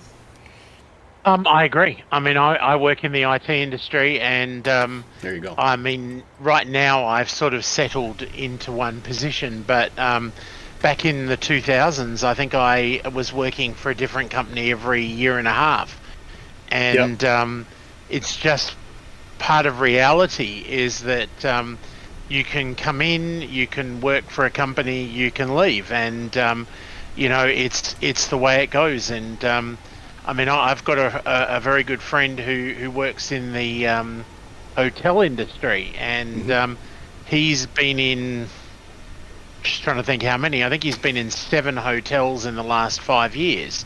So it's just moving around, and it's convenience, it's easy. I mean, in his case, he had young children. The children needed to be in one place and then had to go somewhere else, and so there's a lot of reasons, being that he didn't like the job, or that he was fired or whatever, is possible, but there's a lot of other reasons, and the only person who really understands those are probably him and his family, and and probably the bosses at Orbx. So and look, to be honest, this is an important point, is this guy might have been there for 11 years. Maybe he recognised the fact that he was getting stale, and that it gives Orbx the opportunity to hire younger, and this sounds bad for people who are older, but younger people with much more sort of like, ideas that Orbx need to incorporate into their packages for the younger audience.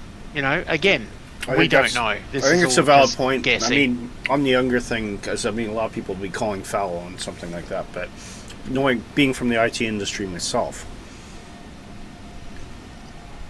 if I look at my career 20 years ago, I was much more technical, and I was really excited about getting into the guts and doing development and doing I did a lot of data modeling, I designed applications, websites, all sorts of things, and I really enjoyed it at the time, and it was but at times it was quite stressful, as it could be, because there were deadlines to hit, and there was a certain amount of work that you had to get through. Whereas I look at my career now, which is more of a management and consultation leadership type of role, and I have the guys my age back then, now working with me or for me, doing all the clever stuff, as I call it. I couldn't do it. I don't want to do it. I've been there. I've done that work. But these guys, they're sharp as a tack. They're staying up the trends on current technology, and that's the big thing. Is if you're going into the IT industry, it changes constantly, and you have to constantly update your skills. And that's one of the reasons I don't do that anymore, because I just don't have the patience or the drive to stay on edge. Yeah. Some guys do. I mean, there are some old guys out there that do stay on touch with things, but for the most part, the young guys will assimilate and keep current far quicker than on average, right? And that's just the way it is. And that's why older guys, but you need older guys for their leadership and being able to deal with clients and things like that. Yeah, what you just said, 100% agree. 100% agree. It's I mean, I am in exactly the same spot as what you just described. So, when I started, which was back in, when was it? Back in the can't remember, the 90s, I think it was. I was exactly what you said. I loved getting my hands dirty. I was into the, the coding and all that sort of stuff, and it was all very exciting. And now, basically, I'm working as an advisor. I supervise, 3 staff, even though they all are higher levels than I am. I still supervise them because I'm the one who knows what they're doing. And I'm starting to consider retirement now. I mean, I'm 56 and I'm starting to consider retiring. And, I'm looking at probably when I get to about 60, 61 and then retire. Mm-hmm. And, but, I've got my bosses already starting to stress because I'm actually I'm not retiring obviously yet, but I'm going on a holiday in late January until early March. And he's panicking because I went on holidays for a week and a half and the whole place fell to bits. Now I'm going for 4.5 weeks, nearly 5. And they're all panicking. So, it's like you just got to do what you can do. And, you do. I enjoy it. I enjoy what I do. But, as I said, every scenario is different. And, as I said, he might have just decided that his time was enough. Yeah, that's it. And sometimes it can be that simple. Sean says, I'm so used to staying with a company, but I understand what you're saying. I'm one of the old ones. Yeah, there's a lot of us, Sean. Yeah. And Dan says... Yeah, there's a lot of us. Exactly. Yeah. And Dan says, I wanted to get into IT as a career, but never made it in college because I never got the help. Oh, what a shame. I needed, even though I was very skilled with computers, I got made a victim of favoritism. That is a shame, Dan. But... the one thing I will say, Dan, it's never too late to have an IT career. You just have to be very strategic about what you want to do. But I would say that, there's IT touches every industry now. And there's always things that you can look in. And self-study is so easy to do now. I mean, with YouTube, I mean back 20 years ago, trying to figure out code and things like that, nowadays with YouTube and Stack Overflow, I mean, there's so many self-study resources out there that can help you, and communities that people will just help you for free, as long as you respect the assistance in your plight to them. There's a lot of ways to get into the IT industry, and there's a lot of different facets of it. Dan. I mean, if you ever want to have a chat, we can always talk and see what your interests are, and I could maybe make a suggestion about what you could potentially do in the IT industry if you ever want to know that. But yeah, good comment. And sorry that you had a bad experience. Dan's in Ireland. Ireland, right? Okay. Republic, yeah. Which of course has a massive IT industry as well. Nighthawk says, "Is there a waypoint between CYUL and Jamie?" Now you're asking. Sorry, I'm laughing at what Stu just wrote. I haven't got that far yet. I got. Stu's just proving he's an old man. Was that enough olds for you, Stu? So I've got Walt Promny Ears and Jamie. That's my next one. So I can't. CYUL was before. Yeah, so there's 3 waypoints. So usually when I've posted the route, you'll send a waypoint, and then you'll have seen an airway. The airway in the FMC will then translate that to multiple kind of intermediate waypoints. So that's possibly why you're missing what's in between them. But you'll be fine if you're just flying to straight towards Jamie. You'll be on course, so I wouldn't worry about it too much. Back in my day, 10 meg was a big thing. Yeah. So I've seen. I've changed my mic. Is that any better, any guys? That's far better. Yeah. Yeah, a little bit. Yeah, a lot better. Yeah. That's way better. I was going to say, Sean. See, what to me, Sean, that is pretty much. Sorry, it just disappeared, so I didn't actually read what Sean said. But the comment about the being in a wheelchair. In Australia, if you actually ignore people due to their disability, that you can actually end up getting fined quite considerably, and that's coming from someone who actually does. Yeah, I do. I do quite a lot of hiring and so forth, and basically we hired actually just recently a lady who was in a wheelchair, and she thought she wasn't going to get the job because she was in the wheelchair, and I just looked at her and I said, "Are you good at what you do?" And she said, "Absolutely." And I said, "Well, there's no reason that you can't get the job." I said, "I've got to compare you purely and simply on your skills, and it doesn't matter what you look like. I mean, it doesn't matter what you look like. It doesn't matter what you are.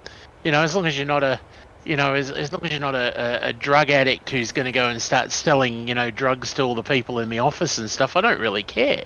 Yeah. So, and that's the whole thing. So, yeah, I mean, there shouldn't be a reason. I mean, a lot of people also, and I guess this applies to Sean, is work from home. There's so many positions at the moment that are in working from home style. And that means you don't actually have to go into an office. You actually can sit at your desk at home and work. And it's a nice way to do it. And that's actually what when I do retire from my actual job, is actually going and finding myself a working from home position. And then basically, in my situation, I think Willy knows, if I know there's a lot of you out there who do know, I love my cruising, as in going out on cruise ships. So my thought is to actually have a what I like to call working from ship. So that's my ultimate job, will be actually being able to work from a ship rather than worrying about physically having an office. Just take your laptop with you and off you go, sort of thing. So yeah. And I can see people like Stu and Sean all rolling their eyes, going, "Oh yeah, Tony and his cruising," but yeah. I've had long conversations with Shane about that, which is actually partially, if I may, Willy, the reason I did have my question for you guys, okay. And the reason I ask is because you're all from places like Canada and so forth. So one of the cruises I've just booked is actually going from Sydney to Vancouver. Oh, wow. And I'm trying to work out 2 things. One, once I'm in Vancouver, we're going to be there for probably 4 days or so.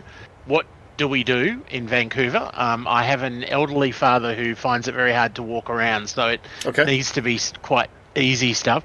And secondly, I've been given 3 airlines that fly back from Vancouver to Australia. One is Korean Air, one is Air New Zealand, and the other one is Air Canada and Asiana, which I believe are the same company. And I just wanted people's opinions. They could be Star Alliance. Yes, I think they are. Yes, yeah. I think it is. So it's not the same company, but probably just Star Alliance, I think. But yeah.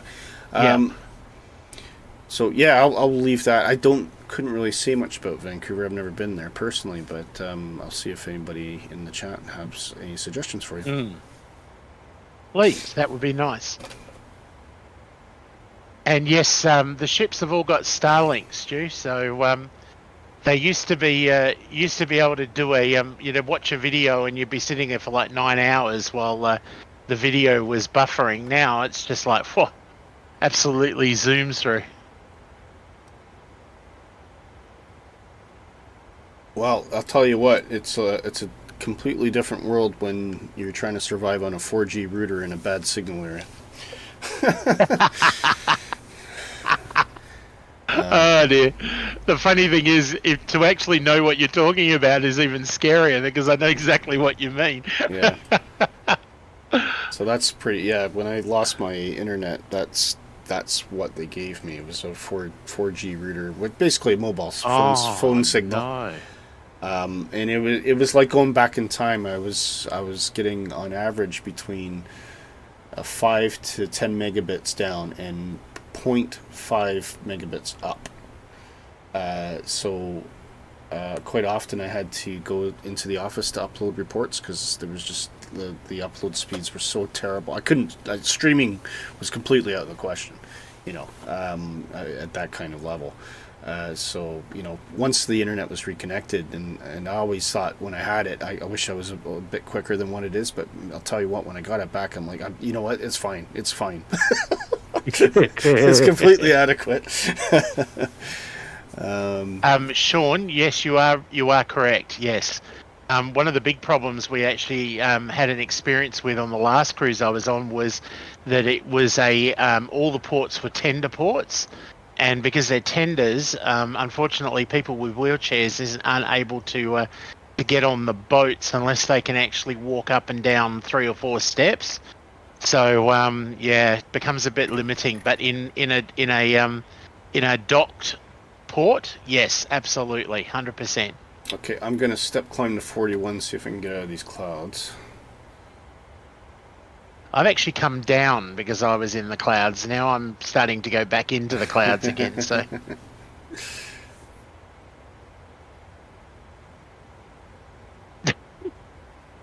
Setting fire to the garden to send messages to work via smoke signals.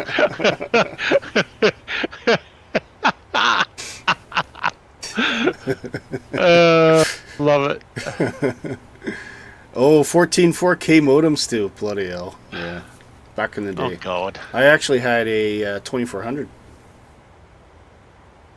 That was my first experience of playing with the local bulletin board services, Tony. That's showing my age. Oh, yeah. Oh, yeah. Good and old IRC. And the first game I ever downloaded on a bulletin board service was the original Doom by ID Software. Oh, I love Doom. So there you go. I actually read, just as a side note, Willy, interesting you must mention that. I read a side note that apparently a company, and don't ask me which company it is bringing out a re-updated version of the Atari 2600. I saw that. Yeah. With all the new software and stuff. So yeah. I'm like, ooh. They're because they were actually bringing back some of the Atari games pretty much as they appeared on the original system. I'm two minds of it. I think it's interesting, and I like to try it out. And there was but there's a condition to that. So there was not a few years ago. It was an exhibit at the National Museum in Edinburgh, Scotland. They had the history of video games, and so it was in a special venue bit. So there was a fee to get into that bit because the National Museum itself is free, but sometimes when they have these special exhibits, you have to pay a little bit extra. So we went in, and the kids absolutely loved it, and they actually had Atari 2600 emulators there, so that you could try out, what did Pac-Man look like, and Tank. We used to play that for hours. Oh, and God. First proper multiplayer game, I think, for consoles. And it was fun for about 10 minutes, and then I was like, but this is old. You know what I mean? It was like, oh yeah. I loved the novelty of it. I love the sentimental part of it, of being able to try some of these old games. But ultimately, I lost lost interest fairly quickly because it is quite outdated tech, right? I mean, when I was a kid, I had the old cup and ball thing that I got in my Christmas stocking to keep me occupied for 10 minutes. Do I play with that anymore? No, because you know why? Because it sucks. No. Right? So yeah. And I kind of have the same thing about vintage games. I mean, they're fun for a bit, but eventually it's like, yeah, you know, things have moved on. Our entertainment is far different now. A lot of guys, you know, vintage collectors, they like to play it. That's fine. I'm not preaching at anybody. Personally, I would never buy one of these kind of vintage systems or trying to bring back the vintage era because But if a neighbor, I would probably suggest that a neighbor of mine buy one, and then I would go to his house and play it for 10 minutes and then go away. Yeah. So, as long as it's not my money. What I've always wanted was something. As a kid, I remember Sydney Airport. Yeah. They had tables with things like Pac-Man and Donkey Kong built into it, and you used to sit there and play while I was waiting for your flights. Yeah. Okay. Yeah. And Mum and Dad used to get really annoyed because it was like, yeah, let's have another, put more money in. I never saw them anywhere else, and I've always wanted one. What, like an arcade cabinet? Nice glass top table, but in. Like, well, you can buy them. You can buy them, and you can buy them preloaded with like pretty much any arcade game that ever existed. Yeah, they do exist. They definitely exist, Nick. They're definitely around. Or you can build your own with a Raspberry Pi. Yes. But there's a bit more technical there. But you could actually, if you're crafty, which I'm not, I'd probably just buy a kit. Because there's a lot of different options, but there's one company I found at one point, they do flat pack kits. So they will provide you the cabinet. You need to provide the guts. They do sell the guts. So sometimes they just sell the controller panel, and the actual CPU is actually within that unit, and you sync it into the cabinet, and then it works from there. Or you can build your own. As I said, with the Raspberry Pi, there's a MAME, what they call the MAME emulator, available for that, and then you just get like a flat screen TV of some description, that kind of thing. So yeah, there's a lot of different ways to do it, and I always wanted to do a stand-up cabinet. That was kind of what I was interested in doing, but just time and space and money. I think it always used to annoy my parents because we'd be waiting for a plane or whatever at Sydney, and then I would be the one walking around going, right, that's got asteroids on, and that's got Pac-Man, and that's got Donkey Kong. Right, we're sitting over here. Give me money. Yeah. Well, I love it. I remember the good old days of fleecing my parents for cash to go play the arcades. And I miss. We used to stay at this lake. It was like what we call in the UK a caravan park. We used to call it a holiday trailer park in. There's Shondale.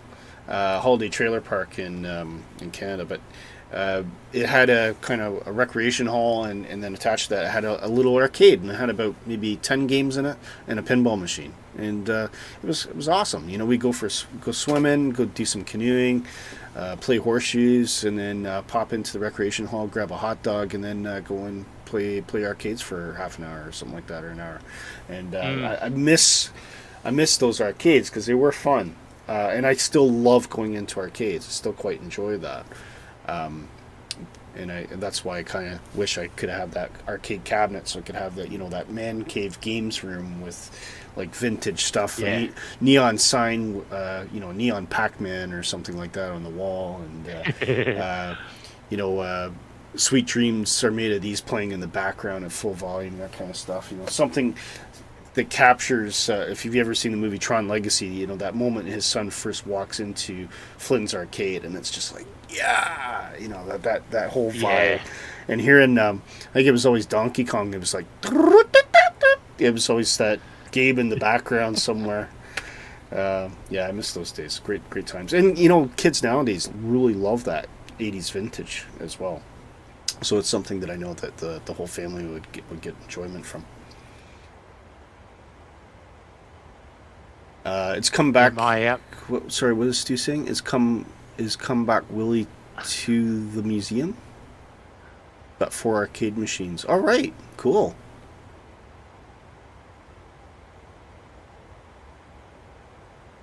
Beluga says, would really love to go to Edinburgh during Christmas, just 4 hours away, and we're busy.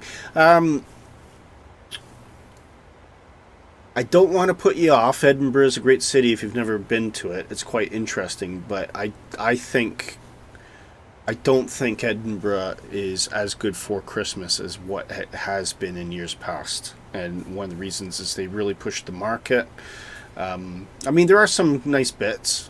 Don't get me wrong. But the Christmas market's just a shambles now. And a lot of it's because of Brexit. So we used to get a lot of German and Dutch and Italian, sellers coming in from all over Europe, Tony, into Edinburgh, and they had this big market, and they sold all sorts of different foods and cheeses and wines, and but after Brexit, there was so much bureaucratic red tape for them to try to bring over their stock that they gave up on it, and most of them don't come around anymore. So it's all local, or when I say local, it's actually like about 3/4 of the stalls are owned by some company based out of Worcestershire, of all places. And it's just not a shadow of its former self, not nearly as good a market. I think if I was going to go somewhere for a Christmas market, I'd love to go to, Copenhagen or Frankfurt or something like that. Like I would be. Come to Australia, then you'll Australia, have not a white Christmas. Have the opposite. Where they sell where they sell barbecue shrimp with like Santa hats on it, and how does it go down in Australia? No. No. Okay. No, they definitely don't sell them with Santa hats on them. No. Little, Australia. Santa Claus riding on a kangaroo, or Yeah, no, that does happen. It does exist. Yes, that does exist. Yes, we've had we're very funny because we have the Australian CASA, which is the airline. Sorry, the what do they call it? The oh, for God's sake, what's it called? The basically they look after all the air traffic control, and they have special dispensations for Santa. So as he's flying around the airspace, and they have a website, and they have all sorts of fun and games for everyone to watch Santa. But yeah, it's a bit warm here if you're not used to it. I mean, where I live, we had 3 days over 40 degrees Celsius the other day, and it's not even summer yet. Well, it is now, but God. It wasn't summer then. Too warm for me. So yeah. Yeah. Yeah. Half the foodstuffs that I enjoy at Christmas time would probably melt if I took them to Australia. So it's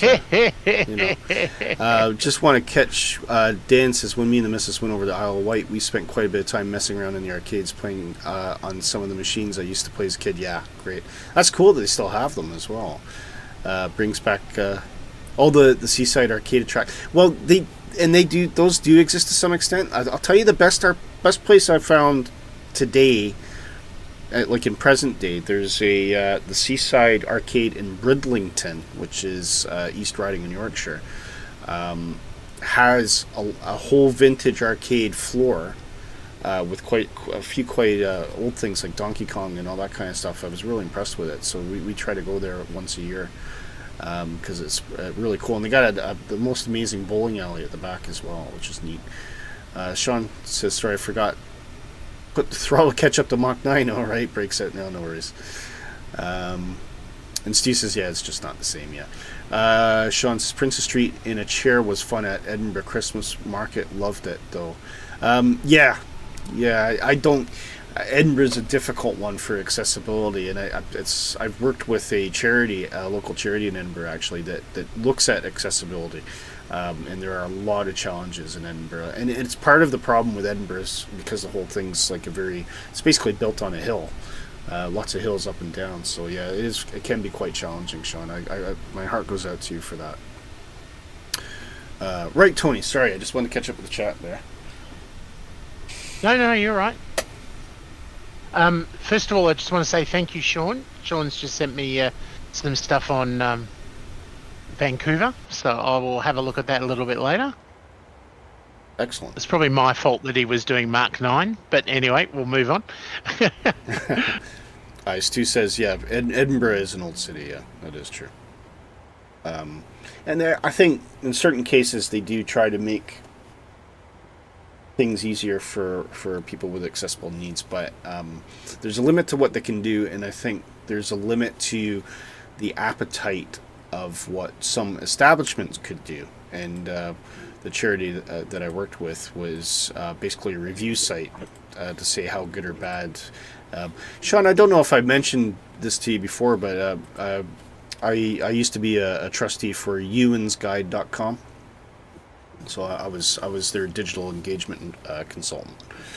So I've actually, unfortunately, had to step down last year because of time constraints, but definitely worth a check out. And it can give you insight on, not necessarily on how to get around the city, but certainly places that really do take care of people with accessible needs. So it might be worth a look. Oh, did Dark arrive? Here he is. Hello. Hi. How you doing, Dark? Glad to see you. We just did a step climb to 41,000. So, yep, no worries, Tim. We just did a step climb to 41,000. Dark, you should jump on Vox if you got time.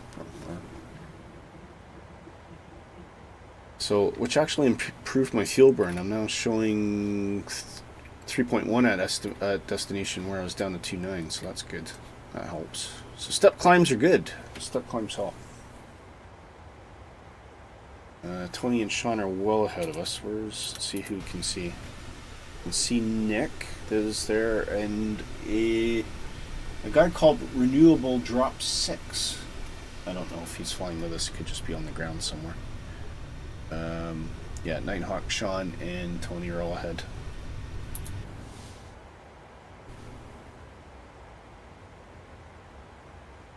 We have 482 nautical miles to run, guys. And I think we're about halfway there. Just past halfway, actually.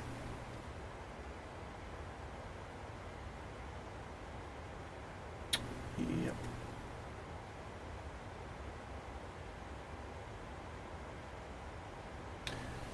Looking good, though. Everything seems to be flying okay. Dark says, I just got home. Coffee is needed badly. Yeah, you get yourself a coffee, mate. Sean says, thank you for all the love, fun, and support. Sean, you're absolutely 110% welcome, sir. We always love your company, and always great to talk to you on chat. And of course, Sean, you and I have had some nice private conversations as well, so always great to have you along, mate. We love everybody who supports us on Positive Rate. That's why people who follow Positive Rate are called the Positive Rate family, because that's how we feel for all of you guys that join us week in and week out from all around the world. You know, you're part of our family, and that's how I view it. So it's always great to see familiar names and faces, and great to have you guys along. Thank you. I reckon now that Dark is home from work, we're going to see, we might see a Vulcan in a minute. Oh yeah, good point. Why are my center fuel pumps turned off? And the plane hasn't crashed. That's good. Sorry, I kind of missed that. How do I get the fuel status? How do I get fuel status again? Yeah, that's a good call out, Dark. I completely forgot about this. First time it's really been a concern.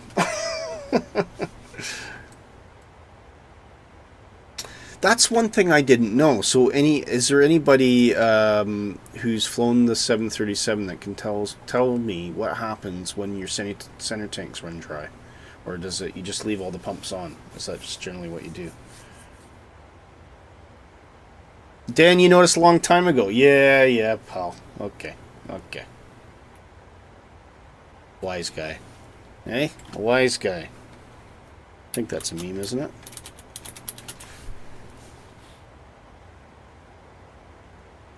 A wise guy, eh? You can a master caution. Thank you. So what happens? So when the center tank fuels out, do you have to turn the pumps off then when when the caution comes on? Is that what happens? You get a master I guess they caution. would wear out, would they? They're running. No, well, they're yeah. I remember this on the 767. So I years back when I did the level D767, you'd run the center tanks from takeoff until the center tanks would be the first to run dry. So once they ran dry, there was some sort of ECAS alert, and then you would turn those pumps off and just leave the wing pumps running. But it's so long ago, and I can't remember the specifics, and I can't recall how it worked with the 737. Turn pumps off when you get a caution center fuel tank low message, right? Cool, Dark, thank you. Appreciate that. Okay, all good. All good. Might put crossfeed on, but how do I know where the fuel is? Oh, there's fuel quantities there. I think I've got a... Might put crossfeed on then, just to try and get balance. My bad, but you know, live and learn. First time I've done a proper long haul in the 737, so I knew this was going to be a bit of a learning experience.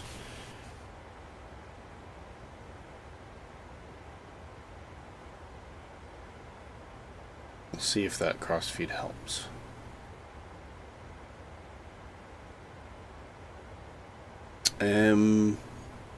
Usually have the center first and then it goes to the wings. Not sure if that's correct, but I think you can fly with the center, but I think you always have all three on.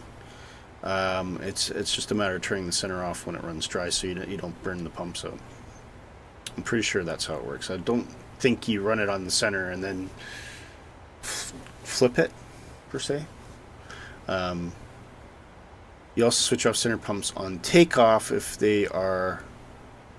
Yes, yeah. So if you're, agreed. So unless you are running a substantial fuel load to justify the center tanks, you don't have them on.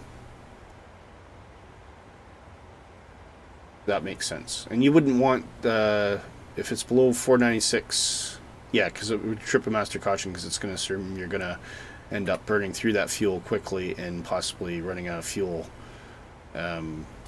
on takeoff roll, which would be a bad thing. Yeah.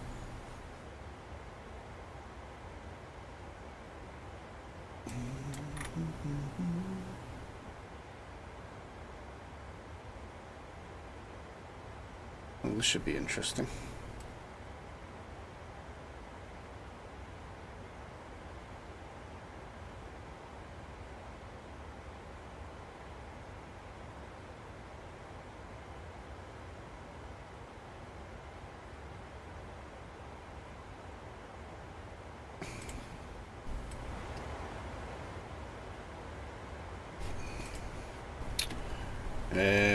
Dan says, well, that can be one, but mostly so you don't perform an RTO because it's tripped. Yeah. Yes.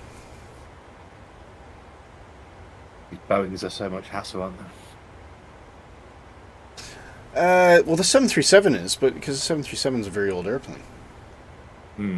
I mean, you can update the glass as much as you want, and you can make the FMS more sophisticated and all that kind of thing, but at the end of the day, you're still dealing with an airframe that has all these hydraulic pumps and various things, because that's how it was designed.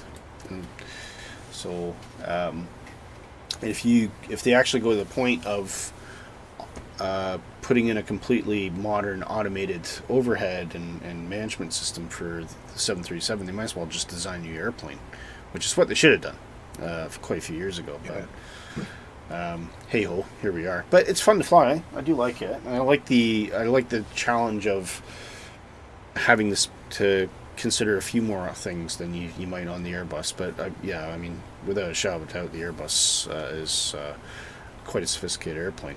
I would imagine the Dreamliner is up there as well. And Yeah. and that's why I like kind of want. I'm hoping to see a good 757 because the 757 is even just a step up above this, but not too much so that it's quite to the level of the Airbus. But it's a great cockpit, and the 777 was based on it. So actually, if PMDG comes out with a 777, we'll be able to see that that slight next level Boeing cockpit from the 73. I think I saw that the next update for the 757 is January. They're going to make an announcement. Sorry, I saw a really good comment by Dark there. Don't use crossfeed while using the fuel in the center tanks. You turn off one pump on the side with the most fuel. Crossfeed is used in the center and there's fuel imbalance, right? So if I turn out, the most fuel I got right now is on the left tank. So if I turn that off, Dark, is that what I do? Or it almost seems like it would be the opposite. Turn off one pump on the side with the most fuel. Or one pump. One, not both. Okay.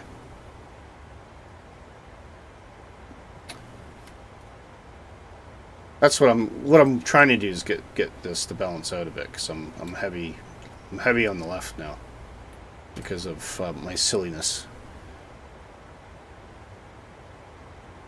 You've got 14 tanks, says Sean. Yeah, in the Just Flight Vulcan. Now turn off the crossfeed. Okay.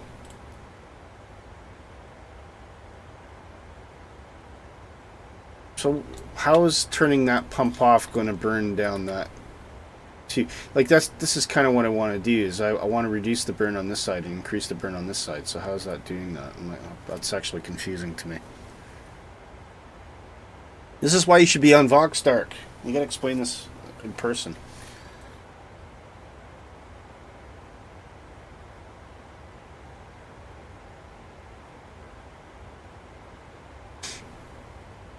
It's something I should look into, though. I must admit.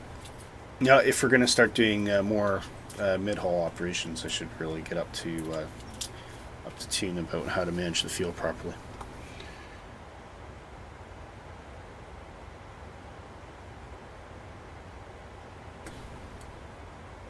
All right, looks like the cloud's starting to clear up anyway. I was getting very, very high cloud on my side. Nick, were you seeing that as well? Yeah, I just seem to be coming out of it now. It's, I'm back, by the way. Oh, hi, Tony. I've had it for about the last half an hour. I'm just trying to figure out how to rebalance my fuel. Dark has told me to do a thing. I don't understand why he's told me to do it, but I've done it. Good evening. Open up engine one throttle and get lost. See, the last time I saw this happen was with Gavin, and HD was telling him what to do, and it didn't go well. Yeah, exactly. There was engine failures and everything.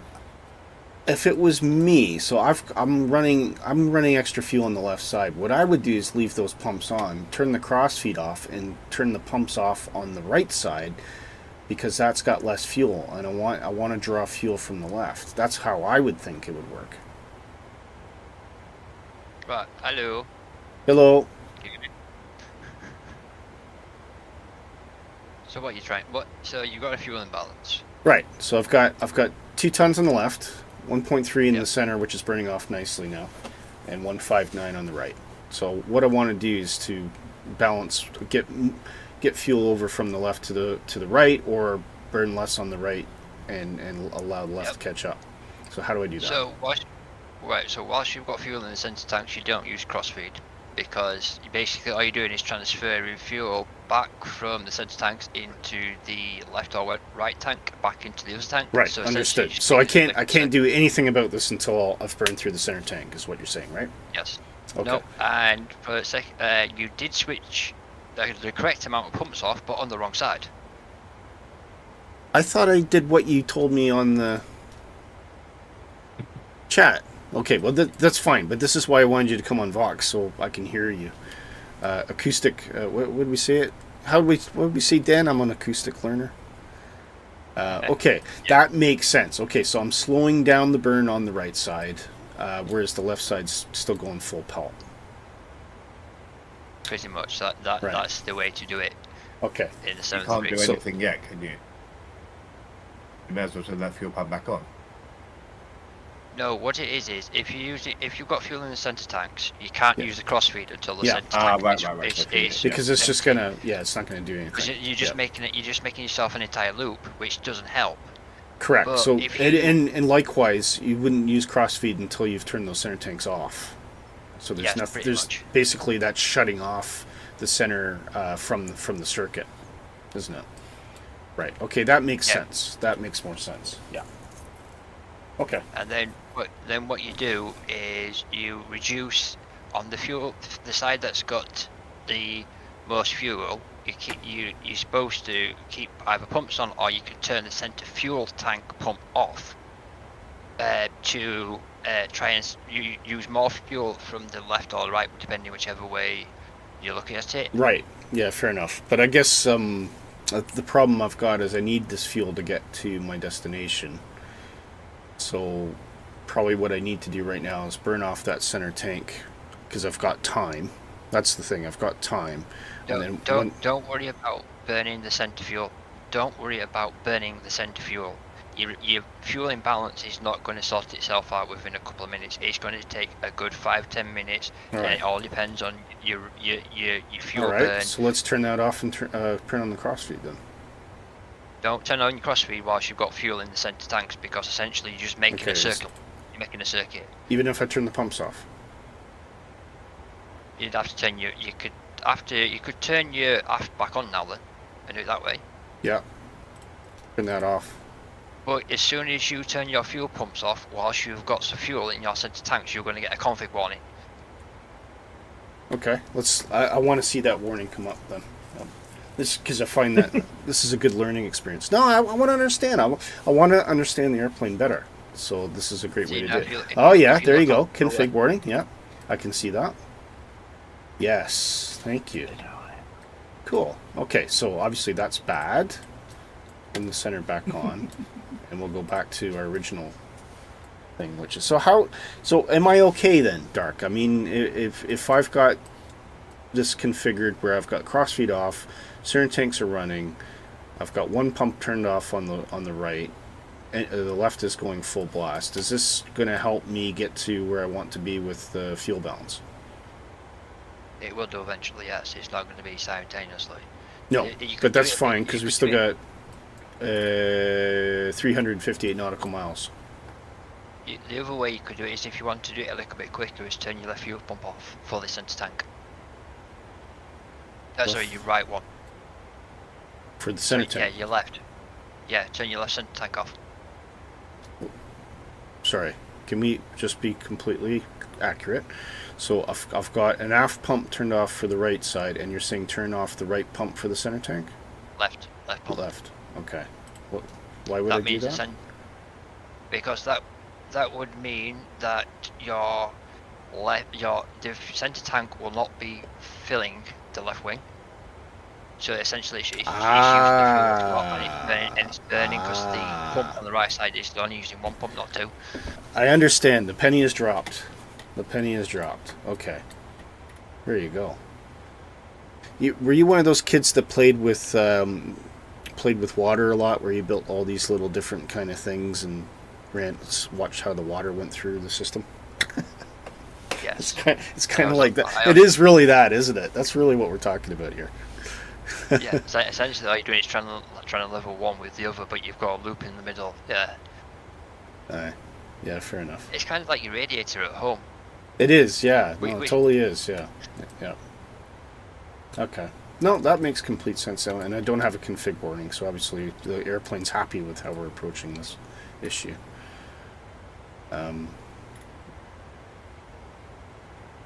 Cool.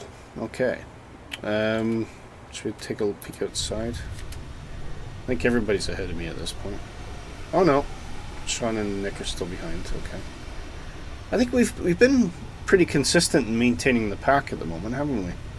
But I think we've coordinated our cruising speed. I think that's made a big difference. which is, by the way, yep, still the same, 792. So what did you, Dark, if you're still on, did you think I was going to do a long haul or a mid haul? I was expecting you to do the Christmas run. Oh, the Christmas run. We should do that soon, eh? I don't know if we try working Leeds Bradford V2 in at some point as well. I don't know. That's up to you. Of course, I'm asking Dark because it's not up to me. I have to talk to my dispatch officer who tells me where to go. This is the only occasion this year that I've actually had the chance to decide, and it's because we were kind of waiting up to the last minute whether we were going to stream or not. But so I've taken this one on, and we're treating everyone to a mid haul because we're trying to make up for lost time, aren't we? But after this, it goes back to the normal process, of which I'm purely just a minion who does what he's told, and when. And Dark, I did mention to the guys that you were considering joining us as a second presenter. Is that still on the cards? It is once get OBS and voice meter set up. Which is something, yeah, you and I need to work together on. So can we make it official then? Can we announce it to everybody? Yes, I guess so. So, all right, Dark. So there you go, guys. You heard it here. Dark is in due course. Once we get everything figured out, Dark will be our second presenter on Positive Rate. And I think, Dark, you're thinking about putting up a second stream at some other point during the week other than Saturday mornings, right? Yes, yeah, currently I couldn't tell you when or not because of work. Yeah. Or it could be intermittent, I suppose. So Saturday will be the static time, and maybe you'll just kind of launch when you're able to on a week-to-week basis. Once I guess more down to when you know what your roster is for from one week to the next, isn't it? Yeah. Yeah, cool. So there you go, guys.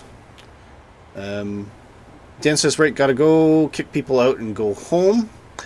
Try and make a stream if you're still going when I'm home. If not, thanks for the stream. Dan, thank you very much. I missed all these chats. Yeah, absolutely, and a great one from Tony earlier. I completely agree. So great. For us, it's all the guys getting together again. And, we meet in our virtual pub, which is the Skies Over Microsoft Flight Simulator.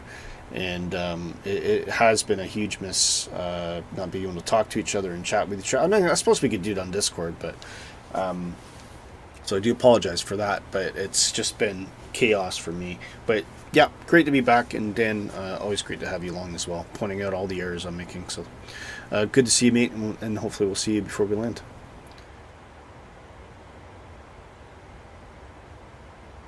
And with that, I need to go for a facilities break, so I'll be right back, guys. Facilities break. Dark, this will be a good opportunity to engage with everybody and see if they have any ideas about what kind of streams they would like to see you do. Well, yeah, everybody's more than welcome to post ideas in the Discord channel. We can always look at them and see how we can implement them. Yeah, anything to add, Nick? We could do a 3D printing stream. Oh yes, the barbecue stream. The barbecue Ooh. stream. Sounds good, doesn't it? We could always Sorry, go on. We could always go to Willy Towers and do a stream at Willy Towers. We could. Go and do what Jerry does and go and sit outside, camp yourself outside Heathrow and take photos, watch the planes land. We'd do that at Manchester. Fair enough. He's in a very lucky position that he's got permission to go in the field, that field that he uses and the hotels. Because spotting at Heathrow is a nightmare. There's nothing. And the place, when he's in the field, there's a road called Myrtle Avenue. Yeah. It's very close by, where all the spotters meet up. But it's literally just full of houses. There's no facilities there at all. Right, right. So it makes it very, very difficult. And I mean, that's one of the reasons I love Manchester. When I go to Manchester for the meetup every year, you know, you've got a proper viewing park, and it's got a cafe, it's got Concord, it's got toilets, you know, fantastic. And the pub. The pub that's sitting on the end of the runway with the beer garden that literally is on the threshold. It's fantastic. And then you come to Heathrow, and I guess commercially it's not viable for them because they can just put so many businesses and stuff like that there. But there just isn't. There used to be in the middle of the airport. There used to be on top of Terminal 2. There used to be the Queen's Building, which was a massive viewing area that I used to go to. I remember going to as a kid. But they demolished that. They never replaced it. It's so difficult to spot there. And of course, Jerry's got his field, and he stands on top of his van so he can see over. Because there's on the fences, there's all the blackout things as well, so you can't actually see what's going on. I just caught that. Were you talking about Gatwick? No, Heathrow. Oh, Heathrow. Gatwick used to have an actual observation level in the airport. So did Heathrow. Yeah, and then the Queen's Building at Heathrow. And then Toronto had the car park in the middle, much similar to what you guys have in Sydney, Tony. But that was demolished, and then same thing, block up curtains, and basically going plane spotting in Toronto is a complicated series of moving about while airport security keeps chasing you off where you are. Okay. Of course, the blackout. You say the blackout curtains, but the blackout material at Heathrow is purely because of plane spotting. It's only there because of the roads. Because for the roads, right? It. Yeah, so they don't want the cars getting distracted by airplanes, right? Got it. Yeah. Oh, the headlights. Yeah. No, Okay. No, the headlights distracting the pilots. Yeah. Okay, that makes complete sense. Sorry. That's far more sensible reason. We're now we've actually crossed into ETAs now. What does it say? It still says 1448, but FlyLive seems to think I'm going to be there at 1431. I don't think FlyLive. I think FlyLive is being overly ambitious.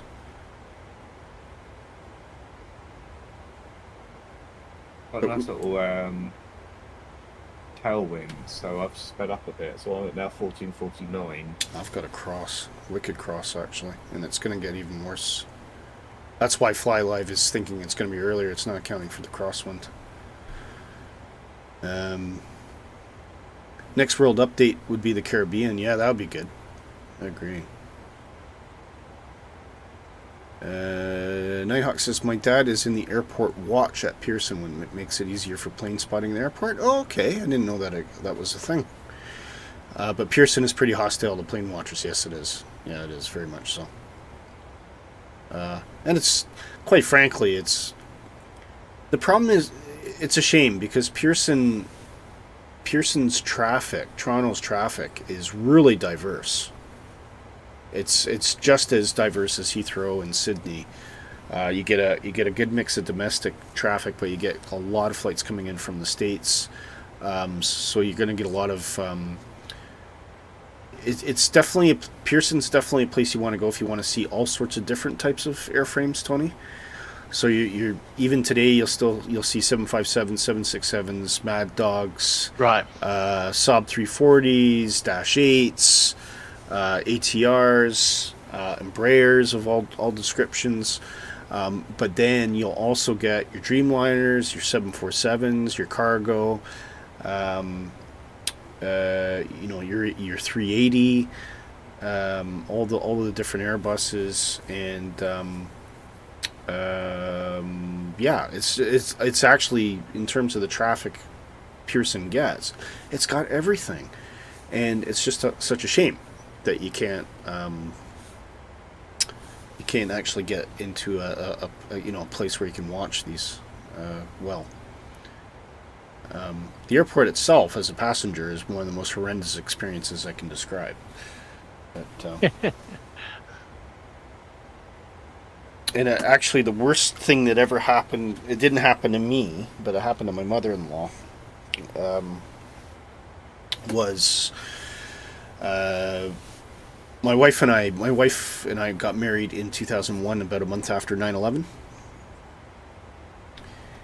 And so, as you can imagine, security at the time was everywhere was quite hyper, and because we were Toronto was 20 minutes flying time away from the Pennsylvania hijacking that crashed in the field, and they didn't know how many cells or terrorists were left. Might try it again, etc., etc. So security was very overamped at that point because they were trying to think of how to cope with this type of threat that they'd never dealt with before.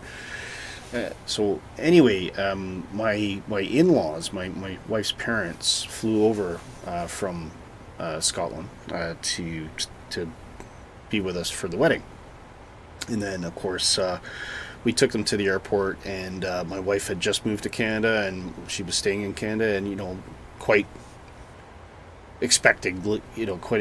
My mother-in-law was very upset and tearful and sobbing and everything like that, and we let them said goodbye as they walked into security. Well, when she got into security, said a security officer in Toronto airport decided that she was upset because of something that she was feeling guilty about, and decided to take her to a separate room where she was stripped down and searched. Oh, wow. Not a good impression to leave of Canada for a Scottish mother who's just left her daughter there. Yeah, wow. Okay. And that is Toronto Airport for you through and through. Wow. Yeah, Sid, you talk about Sydney. So Sid Squad, I mean, they've got some good arrangements. So you've got the car park literally overlooking the international apron. Mm-hmm. They've got Steps Mound, which is over near the control tower. They've actually got a deal with the control tower itself, lets them up onto their lower level, and they can actually sit in the control tower on the level below where all the controllers are. And then they've also got the domestic car park, and they can sit over so on the other side of the car park. So they've pretty much got all that. Then they've also got a couple of outside ones, so they can sit over in there's a IKEA store just outside of the airport. Okay. And they can basically sit in the car park of the IKEA store, and that's kind of what you do in the main approach. You sit in car parks. Yeah, the main approach is actually called IKEA 4, and it's called IKEA 4 because it actually flies straight over the top of the IKEA. Oh, well, that's store. not so bad. Yeah. Sorry, so Tony. The planes are literally going straight over.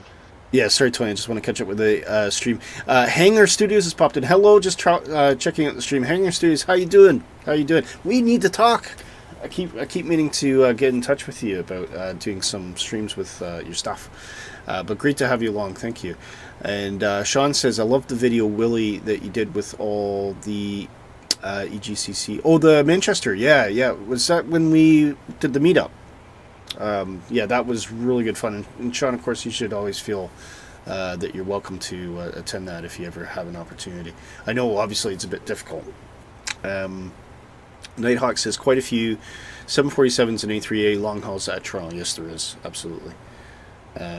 Sorry, Tony, go ahead. No. I think, yeah. So a lot of it, I mean, Sid Squad's excellent. They're really, really good.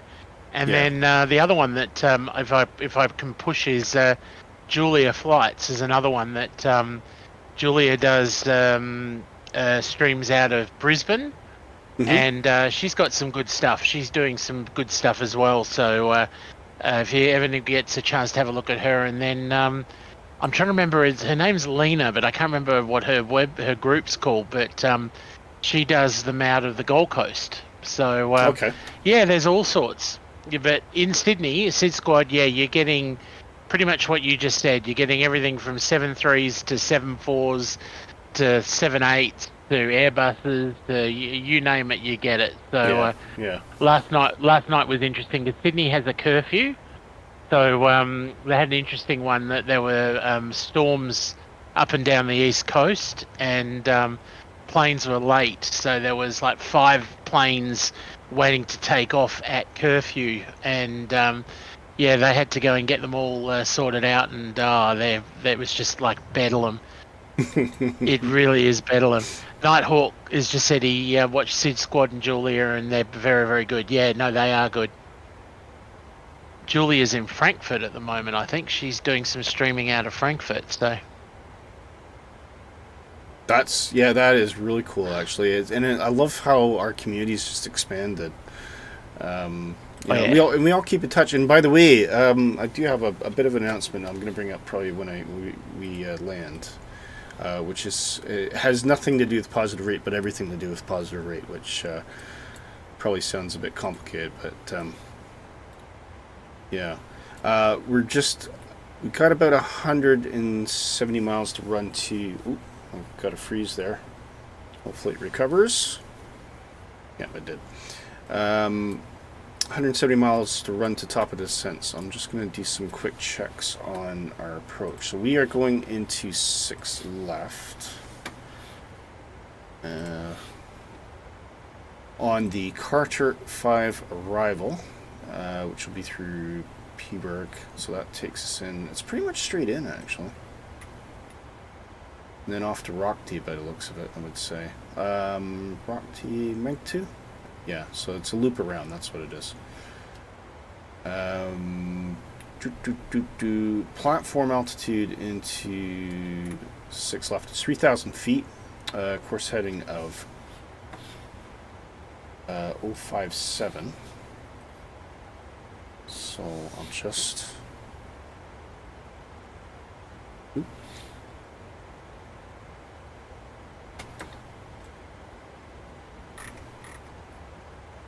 Actually, all this will be in the approach information anyway. So let's do that. 1093, so we'll get that plumbed in. 1093. 1093. And course 57. Oh, geez, locking up again a lot.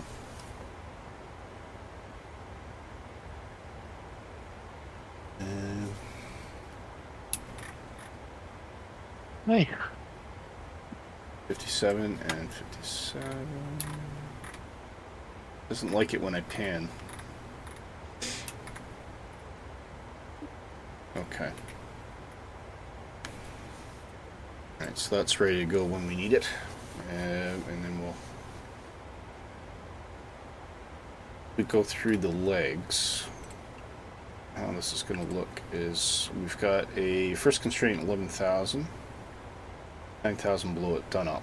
And then Rock D, there we go, turning, making our left turn to Peclo, 4,000 below, so we can actually start dropping to 3,000 at that point, actually.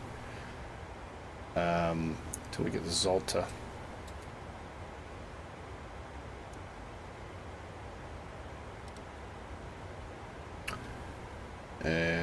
Yeah, so I think we want, by the time we get to Meg 2, we want to be kind of dropping down to about 3,000 at that point, and then we'll be setting up for our final.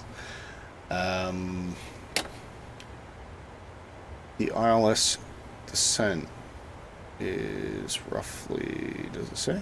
Yeah, 9.1. 57 plus 180. So what we need is a fix. Or CYUL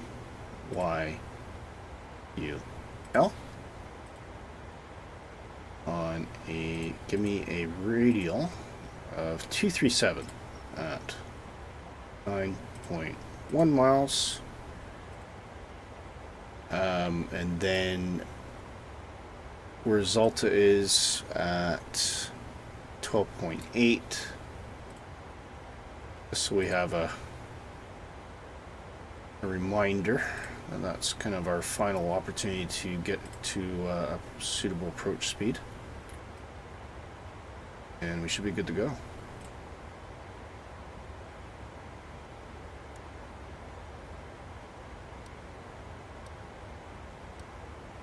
I now feel a bit more prepared for the landing, Tony.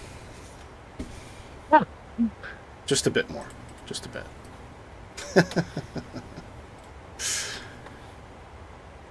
Yeah, no, I've been semi-prepared for it for a while. One thing, Yeah.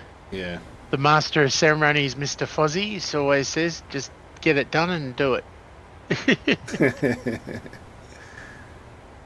So Sean just pointed out a really good tip there. Top of descent, if you go to your cruise page on the FMC, that actually gives you distance to top of descent, which is really cool. And your estimated time to hit top of descent, which is really handy. So it's currently 1400, so we got about 23 minutes. We'll be hitting top of descent with 175 miles to run. What a great tip, Sean! Thank you. Thank you for that. Really good. See, this is the joy of we all fly together and we all learn together, and this is one of our one of the 3 principles of positive rate. Dark, are you still on? Dark or Nick still on? I'm still on, yeah. Yeah. Yeah, Nick's here. Do you remember what's the 3 principles of positive rate? Do you remember? It's been a while. I used to recite them every morning when I got up, but What was it? Observancia Doctrina et Amicia, which is in our written in Latin on our logo.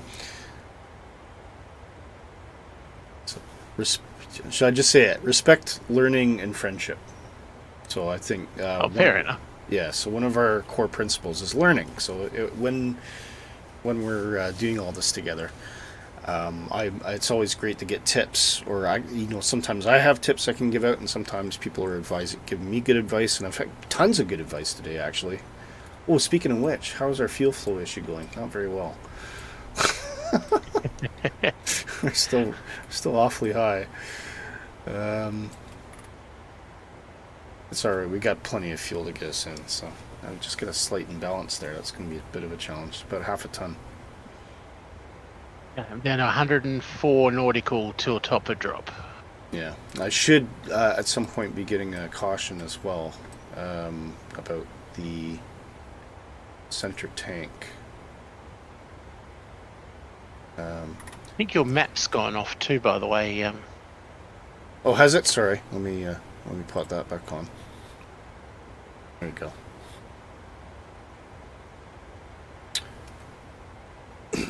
Actually, probably zoom into as we're getting closer here.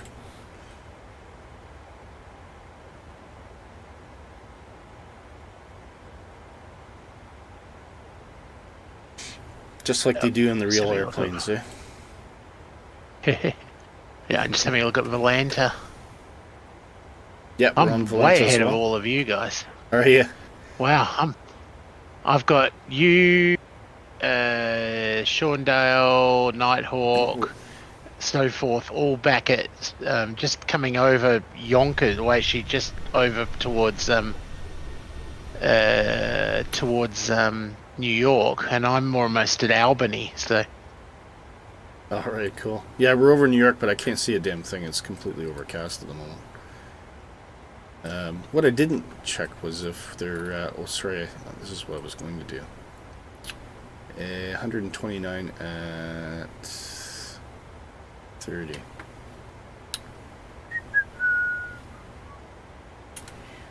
Yeah, slide over.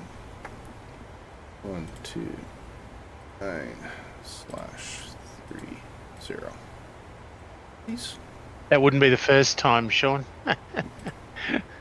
Oh, the other way around. Other way around.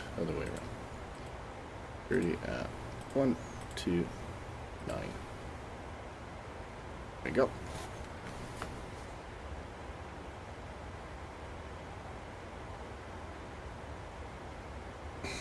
Okay.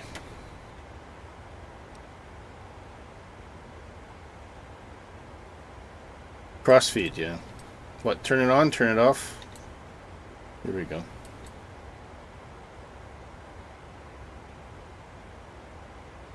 Getting very low on the, Excuse me. turn those pumps off.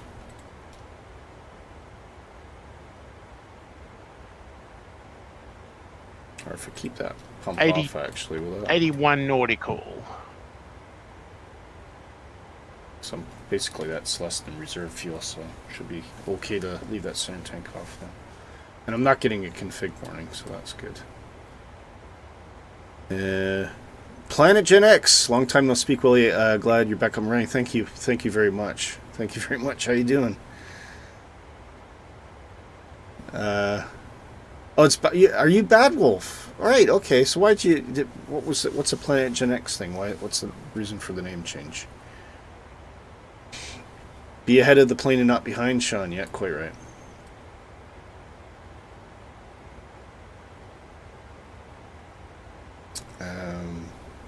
Yeah, we 1 month of having no internet makes it very difficult to stream, unfortunately. But it got us thinking about you know, it's a single point of failure if something happens on my side. So we have had occasions where I've not been able to stream for whatever reason, and we've had no stream that week at all. So we've just announced today that DarkFury is going to be coming on as a second presenter for Positive Rate, so we can get more streams in a week, hopefully, and also just, you know, if something happens to one of us, then usually someone else will be on. So we're always going to, hopefully, if it works out to plan, we'll consistently have at least 1 or 2 streams a week without fail, which would be great. Because it was quite brutal for us to just not have anything for a month. It's been really frustrating for everybody. You can see that fuel starting to go down now.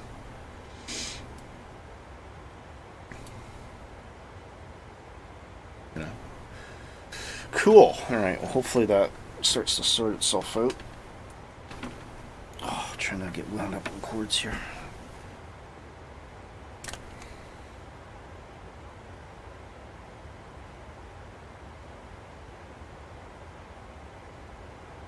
Oh, I'm tired now. Whew. I should have gone for a coffee break. But I'm too close to the top of the sun. What I will do, I won't go for coffee, I'm just going to run for a quick glass of water. I'll be right back. 2 secs, guys.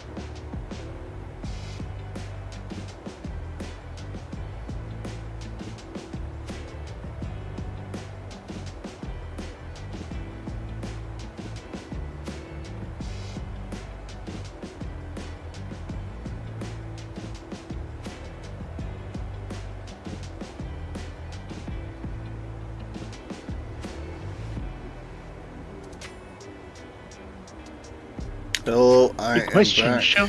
Yeah, no, not Miss Toff, but Ascent. Not to worry. Not to worry. Not to worry. Still got about 80 miles to run, just over.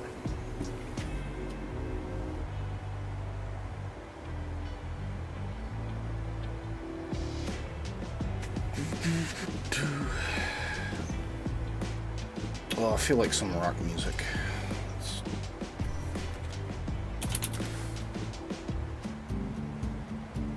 I think this is hysterical. I'm watching the people going to the toilet here. The lever-occupied light keeps going on and off.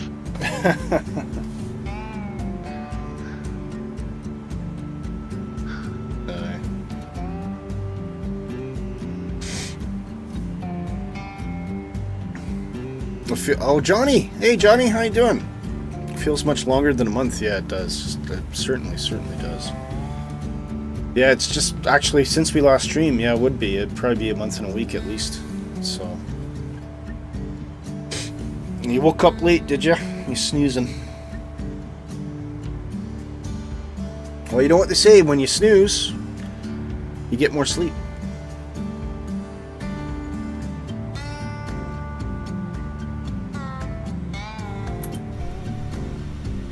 Oh, there's Johnny. He's in the F-18, coming in for an intercept. Still see Sean there, Nick there. Nighthawk. Yeah, Tony, you're wellhead, eh? And Stu's with you. Yeah, yeah. I realised why, because I forgot that I'd turned on the. I was doing a lot faster than the what the flight plan had said. Oh, no worries. It happens. And I've turned it off now, but it's a bit late. No worries.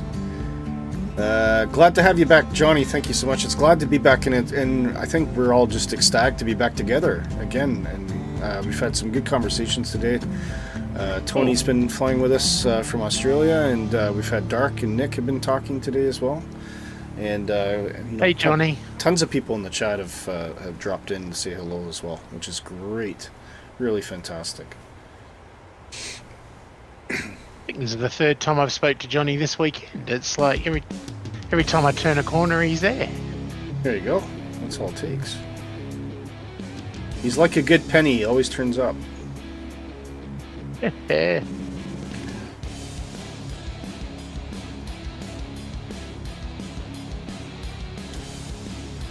Ooh. Oh, that doesn't look very good. Jazz. It's a bit too rocky for me. What else we got here?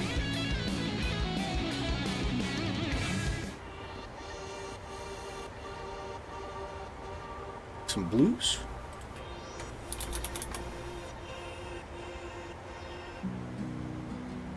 That'll do.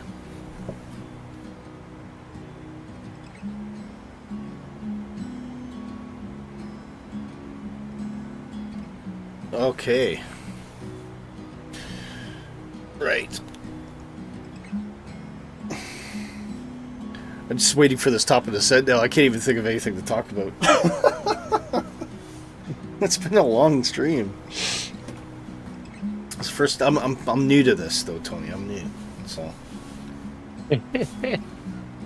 We did not that long ago, but we did London, Brisbane. Darwin, London. Yeah. Brisbane to London. Is that what you said? No, Darwin to London. Oh, Darwin to London. That's how many hours is that? 19. Wow. Wow. I don't know why? See, I don't know if I'd ever attempt that because I think the longer you run the PC, the more likely something's just gonna stop. Oh yes. Yes. Part of the excitement. That's part of the excitement.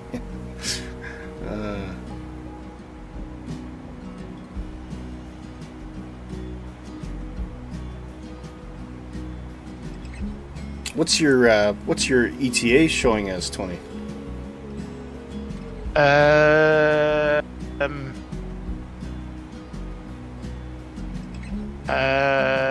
14:35 Zulu. Yeah, so you're about 20 minutes. So I'm just started descent now. I'm 14:48. I have literally just done. Oh, you're not that. Well, I'll be about 15 minutes behind you, roughly. Yep. Yeah. I literally had just started as you said the words. Uh-huh. I had just started. I hit top of drop. So, Oh, there you go.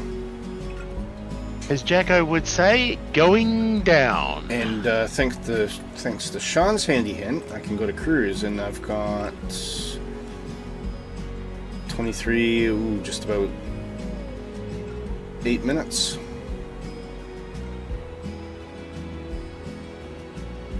Cool. I've learned so many things today. Everything is ready to go. That fuel Everything's balance. configured. That fuel balance is looking a lot better now. Anything I haven't done is told everyone I best press the buttons Aye. and do my announcement, but I'll not make you have to listen to that. So I'll push the button and let you off that one.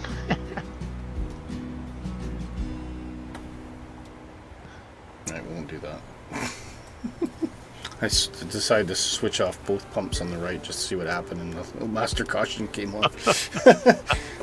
Plane was like, plane's way of saying, don't do that. Don't do that. Yeah, just turn all your pumps off and see what happens. Yeah, why not? Just for, just for giggles, eh? Yeah, I was going to say, are you allowed to say that other word? I don't know. Whether I can say that. I'm trying to be calm. Sean says, I love a nice lady who recreates the early years of women flying like Earhart.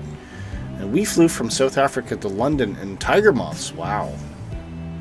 But I can't remember the lady we were following. Yeah. That's a heck of a... There was a race. There used to be a race. It was a single pilot kind of prop aircraft. They used to race around the world. Multi-leg, obviously. But I think there was a famous de Havilland airplane that won it once. It was a red thing, very slick looking, but I think this is like in the 1930s. But by God, what an endurance for anybody to do that. Yeah. And it was something like... Alison Johnson. What was that, Nick? I could say to Sean, was it Alison Johnson? She does a lot of creating early flights by women. She's part of Two-Tone Murphy's team. Oh, that Alison. Okay. I know. Yeah, I know Alison. It's her. I know Alison. Yeah. I've actually had a lovely conversation with her on a couple occasions. Yeah, Alison, yeah. I haven't seen him for a while either. Where's Two-Tone around? I haven't seen him for ages. He is. In fact, that's a great segue into my announcement. Ah. Unplanned, by the way, everybody. What was it? Sometime I think it'll be in January, the Haggis and Poutine Show is returning for a 6-episode season on Sky Blue Radio. Ah. So I will be returning to the airwaves on Sky Blue for 6 episodes. It's all been agreed, and I will have guests. And I've already confirmed Two-Tone Murphy. He will be a live guest. Corporate Pilot Dad is going to be joining me, and Shane, Oz Flight Simmer, is going to be one of my guests. Oh, of course. No show without Shane, I tell you what. And you know what? He's probably listening to this as well. Yeah. And I've still to confirm, but likely to happen, I'll be having Martin from Just Flight will be on at one point. And possibly I will also have Maribel from Orbx to come and talk to us about what's happening in Orbx and any new fun and upcoming stuff. That'll be awesome. So yeah, you heard it here, folks. Haggis Poutine Show is coming back to Haggis Poutine is coming back to Sky Blue for season 2, 6 episodes. It'll be sometime in January. There will be announcements that I will be making on Positive Rate and also on the Sky Blue website, so do keep an eye on that. And I would love for all of you to tag along, join us in the radio DJ chat, and listen to some cool tunes, and talk to our guests. Sounds awesome. Look forward to it. Thank you, Tony. Yeah, it's been a long time coming. And I reached out to JT last week and said, I have an idea. Because I couldn't come back permanently, but I did want to come back for a period of time. So what we're going to do is use the season model. So that way I can come play some good tunes on the radio and get back to the very first thing I did as Willy Canuck for the flight sim community, which was be a radio presenter, which is lots of fun. PR goes to Willy Towers.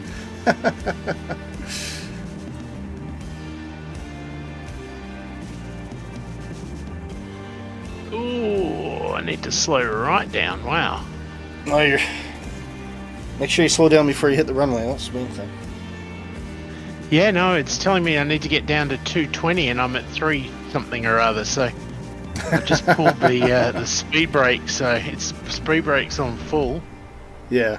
I put flaps, but I'm going way too fast for flaps. Oh, there you go. Well, hopefully you can recover. If in doubt, hold. Yeah. Set up a hold and. I'm down to 300 now, so I'm sort of.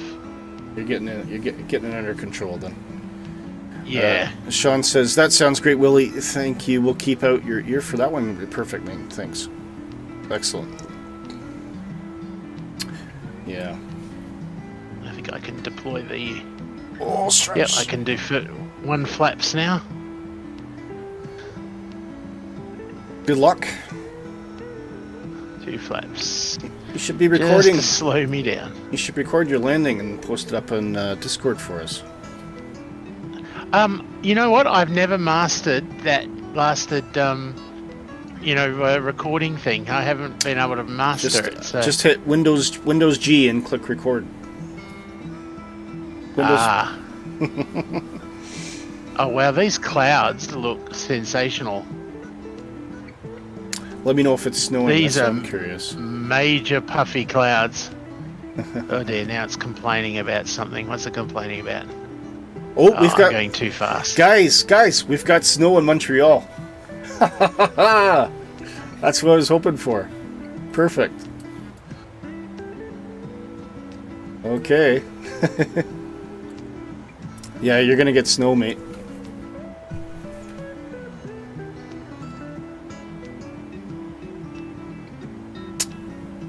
Top descent should be kicking in any moment. And I think, what was our reference? 129, wasn't it?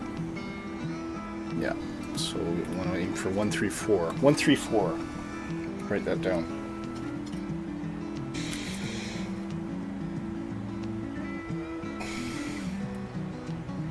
Where are we? 11,000 at that one there.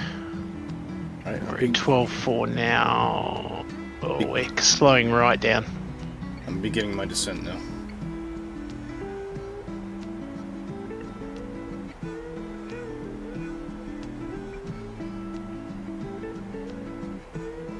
It's 172 and I'm down to 208, so and now I'm in the I'm in cloud.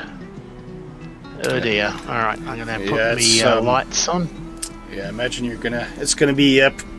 I have a feeling it's going to be quite dark and obscured on this approach, but once we get down there... I'm inside the clouds now. I've just come through a nice little open bit, but I've turned on my... I'm about to go back into the clouds in a second. Yeah. Yeah, you're talking broken cloud at 500. Woo! Overcast at 2,000. Ladies and gentlemen, I suggest you all take a seat and prepare for God knows what.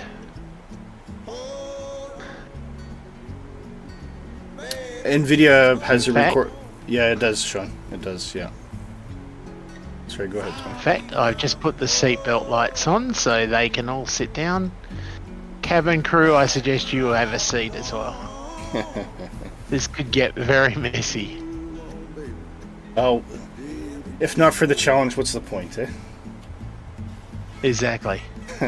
Oh, now I'm getting cautions. Oh, that's okay, because I'm at the right speed now, so I can turn the speed brakes off. Okay, guys, I'm gonna turn the map off now, so you can get a better view of the cockpit. Hey.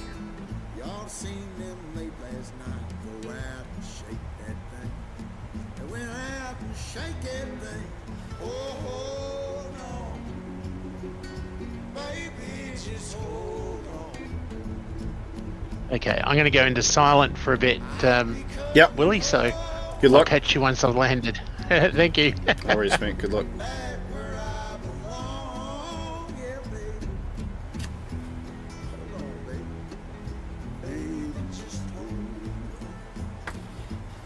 To be safe for, let's see, auto brakes too. Auto brakes too, yeah.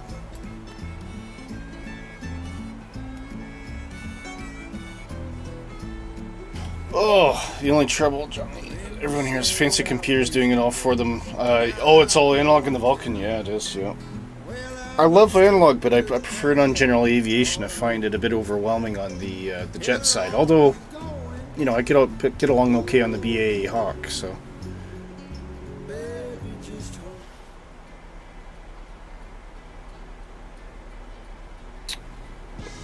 Dropping below 30,000. It does look very threatening down there.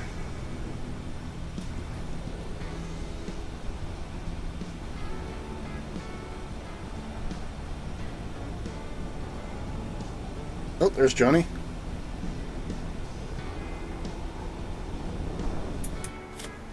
Should be able to see him out the window.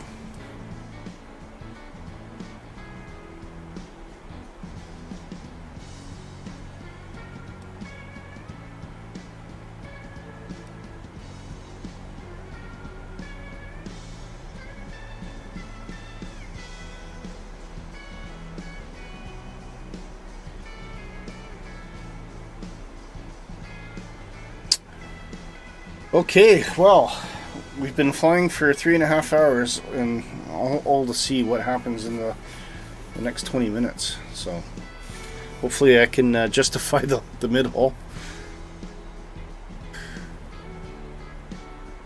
Just keeping an eye on that VNAV path. I don't want to get too far ahead of it. Get into the same situation that Tony did. All being well, we should be at 18,000 by Pberg, so that's what we're going to check.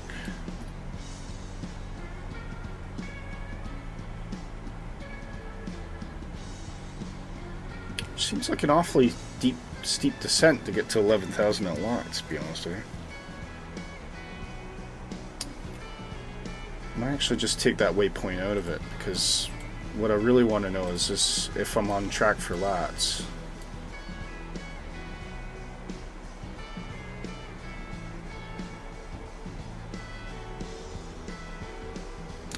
VNAV says I am, so that's fine. Okay.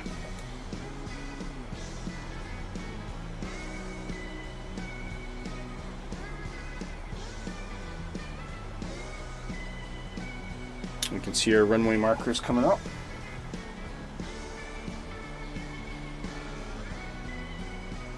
And Tony will be in final, that's why he's gone completely quiet, or getting close to it.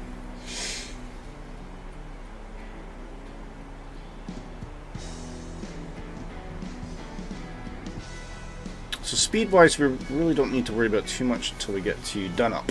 That's when we got to start slowing down. Right, let's do some checks here. So we've got our ILSs programmed in, ready to go. Our course 057 for the runway approach is set. VREF is 129. We'll set 134 on the indicated speed to get close to the runway.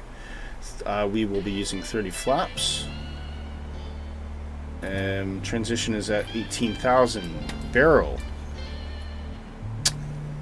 Couple things we got to think about here. Barrow is 300. So we will get that programmed in. Once we get to our transition altitude and our decision height today is quite low, actually, 100 feet, or 198 on the barrel. So let's set that.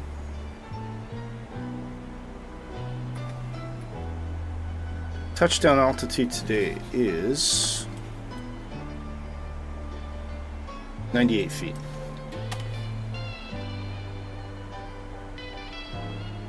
And I think we'll get everybody belted in.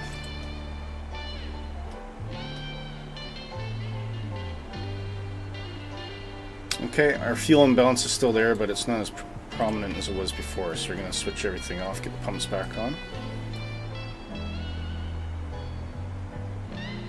And coming up to 18,000, so we'll switch to our set pressure.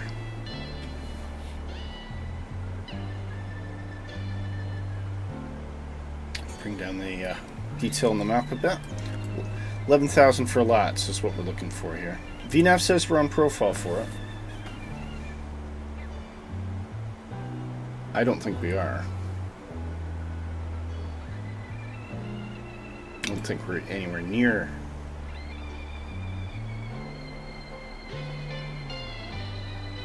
that, actually. Oh, Stu's had a good landing, that's good. Yeah, we're very high here.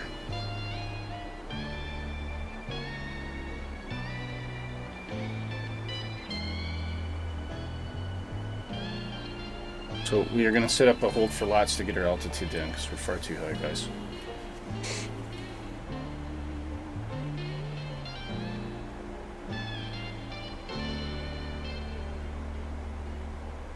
Alright, I think at this point we'll take over manual control here. So keep the airplane dropping.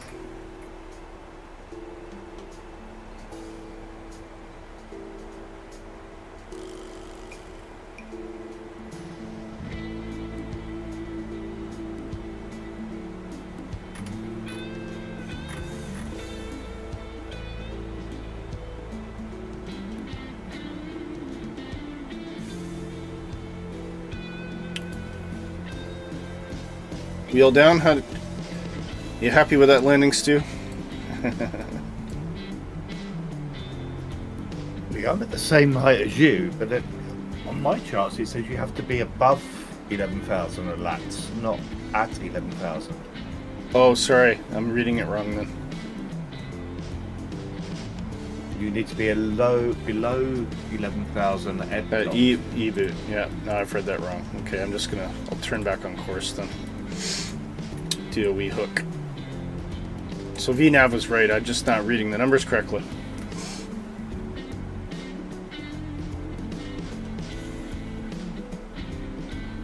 Oh well, slight detour. If it wasn't for the clouds, it'd be scenic. Having said that, I don't think I would have hit E-boot at 11,000 either. You're 11,013 now, aren't you? Yeah, that's why you have that banana thing in it. Yeah. Oh well. 4 out of 5. 4 out of 5, Stu? Oh, that's not bad. 4 out of 5 is completely acceptable.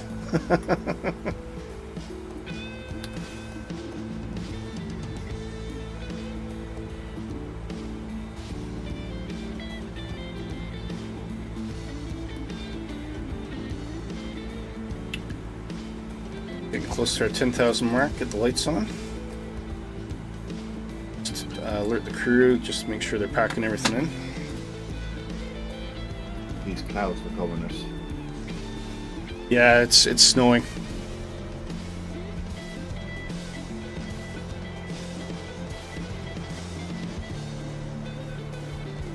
It is snowing for certain.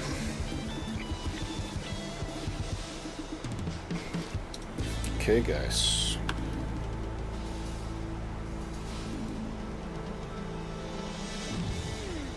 Get some brakes out here.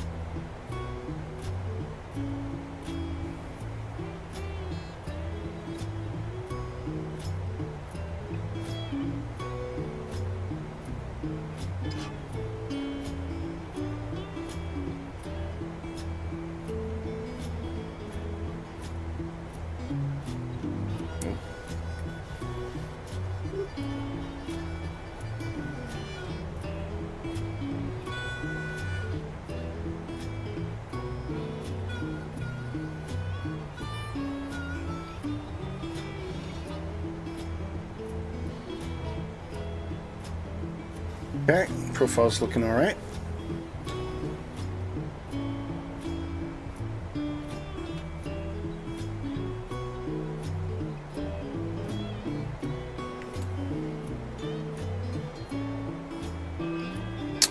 Okay, anyone see where the anti-ice is in the Vulcan?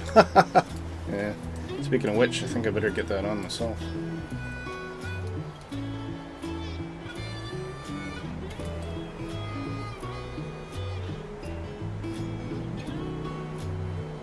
Right. I'm gonna kill the music for a sec here so we can focus.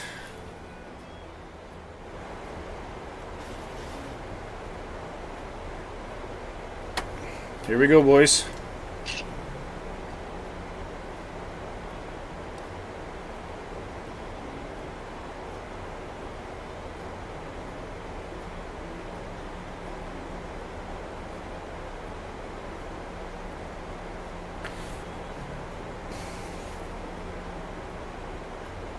I got a speed restriction of 220 once you get towards Dunkirk.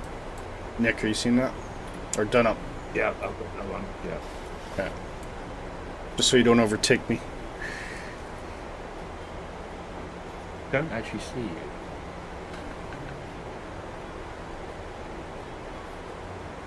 You're behind me now because you went in that hold. Oh, okay, that's fine. Speed up then. My charts say no. I'm just turning over Dunlop. You're overdone up, okay. Yeah, that's probably fairly tight. I'm gonna slow down.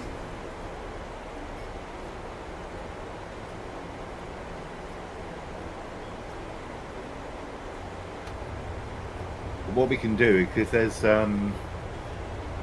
obviously no direct route onto the.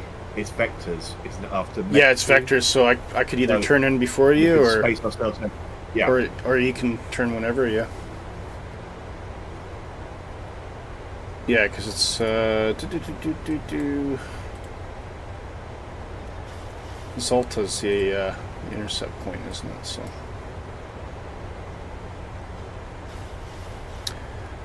Sean says, I may not hit all the restrictions. No, it's okay, Sean. I can imagine it's a bit challenging in that Vulcan. Very challenging. Looks like Tony's on final. Yeah, we're not going to see much in here, that's for sure.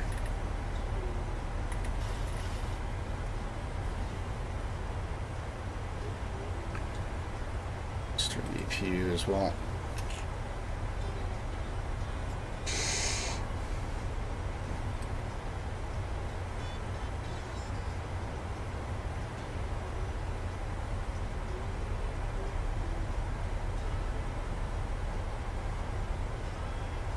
And I'm in the suit.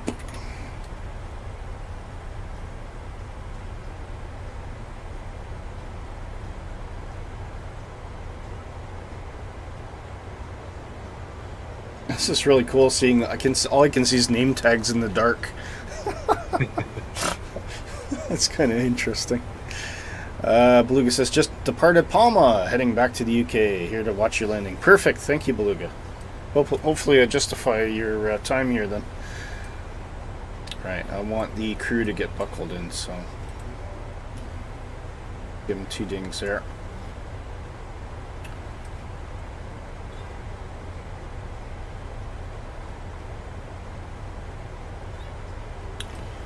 It's up to you, Nick. If you want to intercept Salta from Tapka, I'll continue to fly to Meg 2.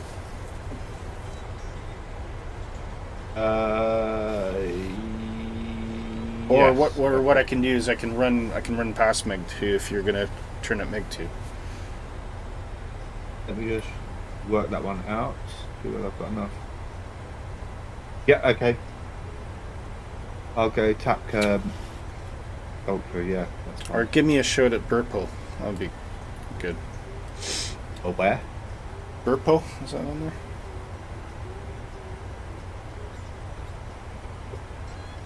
So on the approach. Yeah. Oh yeah, yeah. Okay, I'll give you a shout back. And then I'll turn base once you've passed Burpo.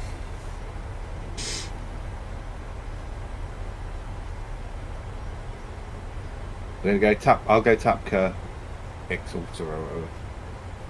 Oh, you going from Tapka? Okay. Alright, so I'll run the Meg 2. Yeah, that should work out fine then. I'm just a little bit high, that's all. I'm slowing down to 190.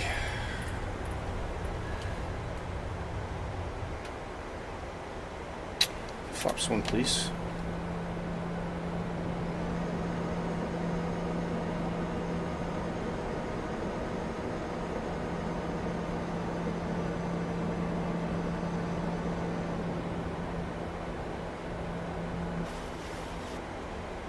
Just get a little bit of extra drag there.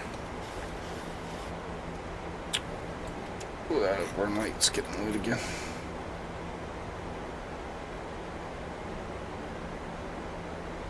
Final checks. You've made your turn. Oh, you're making your turn. Okay. Final checks. Burrow is set. Course set. RLS is in. 1093 cross-checked. Yes. Reference 129. Approach 134. 134. You can see you turning base. Oh, I'll continue to run the Meg 2. And let's get us down to 3000, please.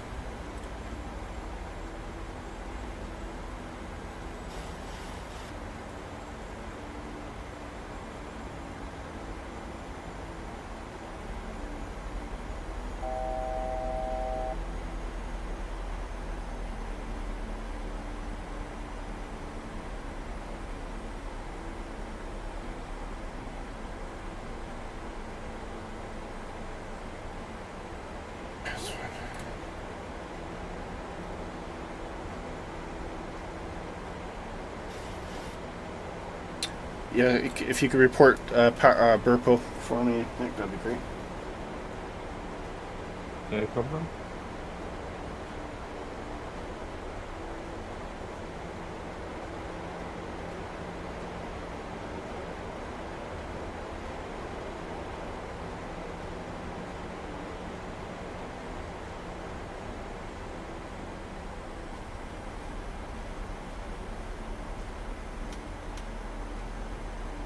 I reckon you'll be fine, Willy, standing now. Okay. I'm just looking at your stream and where I am. I think there'll be plenty of separation.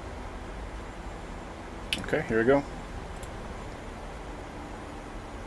If not, you can always go around. I don't want to. That becomes a whole world of hurt at that point because I haven't really done a proper go around in this airplane. This is why I couldn't do what Gav does because he's so good, isn't he? He's absolutely so amazing for a guy that doesn't actually fly in real life, especially on things that go around procedures and whatnot. So yeah. Hats off to him. Gab, good one. if you ever watching this, big help, shout out to you. He puts it all the effort in, and if he doesn't go around, you think, oh God, why did he? And then the times that you're on VATSIM or something like that, and they say, yep, go around, and you're like, oh, right, now what do I do? Frantically looking at charts, and I know.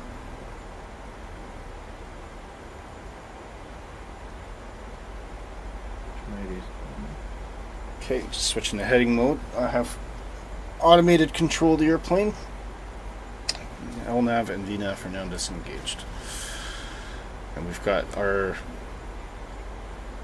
locator set to on, so as soon as we intercept that localizer, and the plane will turn on course and watch for the approach. Passing Zalta will switch it down to 160 knots or so.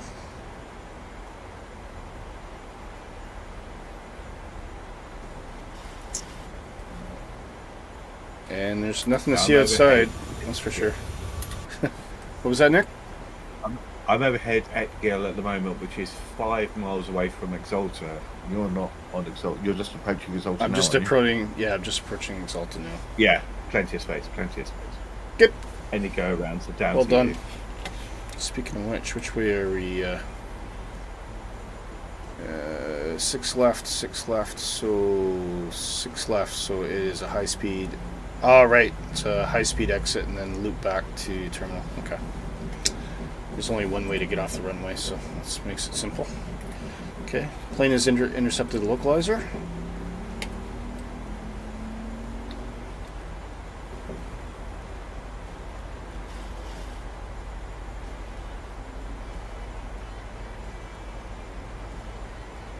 And let's have 160, please. And we'll bring out flaps 5.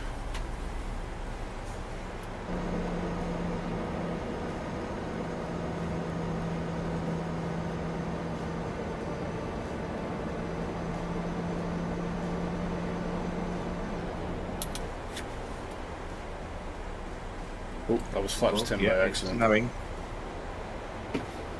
Arm approach.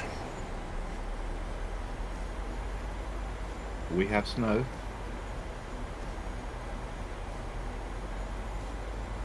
Should be bring those flaps back a bit. Should only be flaps 5.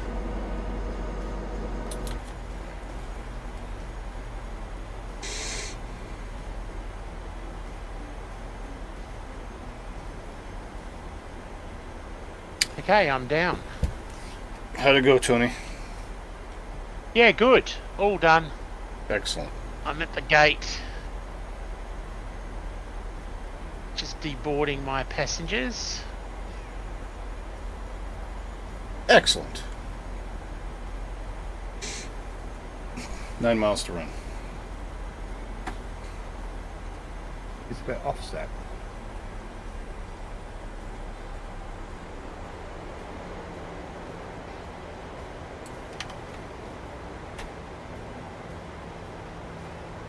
Just in time for landing, yeah, you are.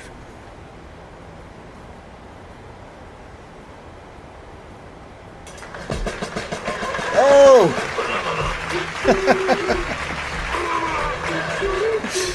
Dark coming in with a £3 donation. Dark, thank you. Once I land this airplane, I'll see to that right away. Thanks, mate.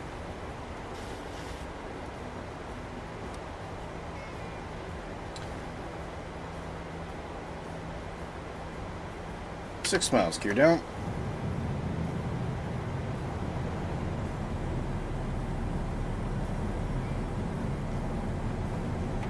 Ups 15. And our ref, which is 134. Cross your fingers, cross your toes. Here we go.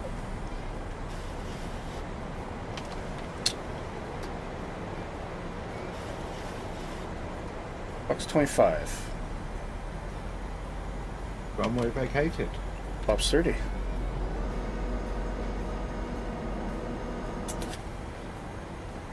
$4 miles to run.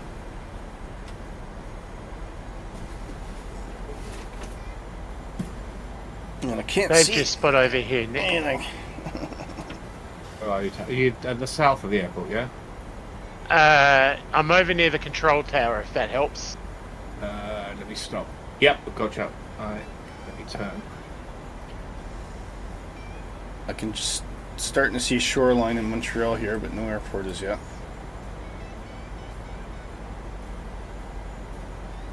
Oh yeah, I see you, Tony.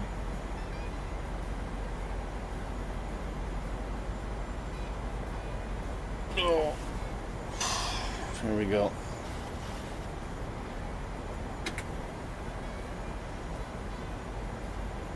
Auto brake set to 2.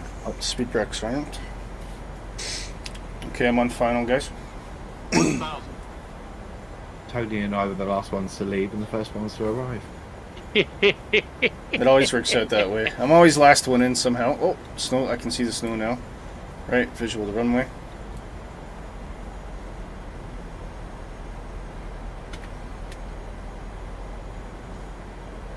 Is yours offset as well, Willy? Or is it just me? The approach? No. Straight on.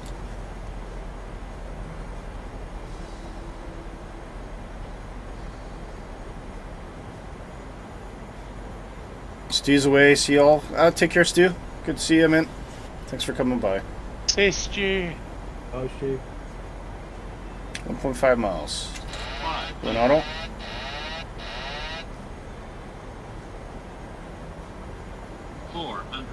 Winds aren't too bad at the moment. 300.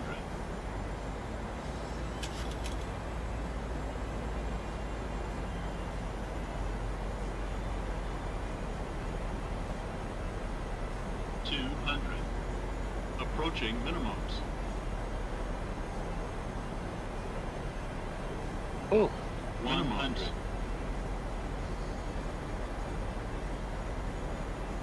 50.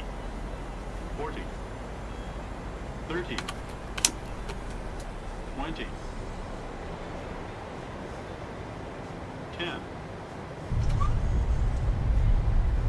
There you go. Still in the touchdown zone. That's not bad.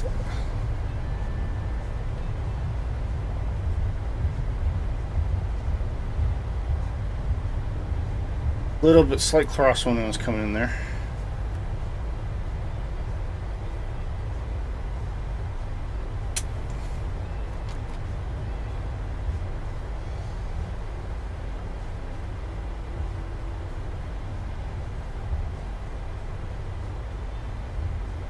Nice landing, says Johnny. Thank you.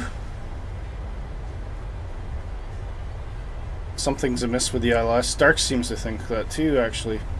What?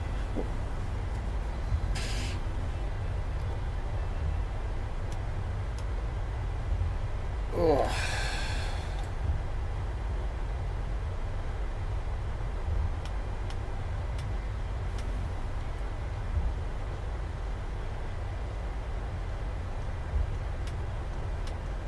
Actually, I better keep the strobes on. It's kind of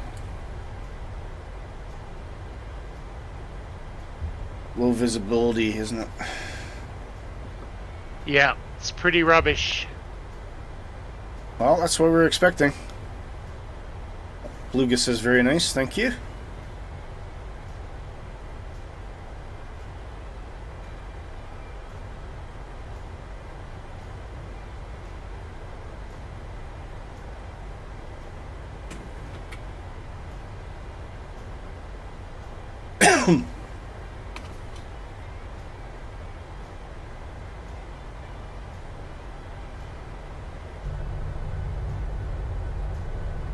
Yeah, I see what looks like snow.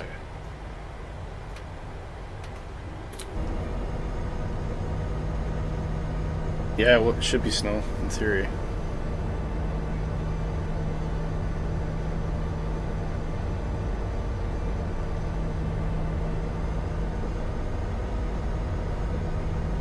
Oh, there's Nighthawk.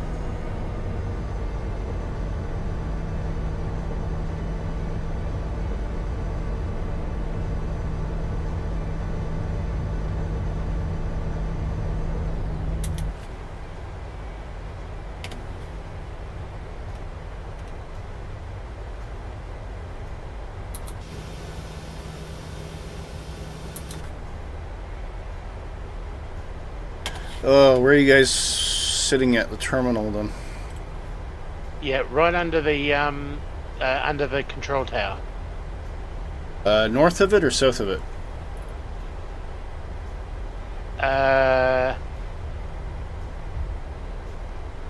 Yeah, next question.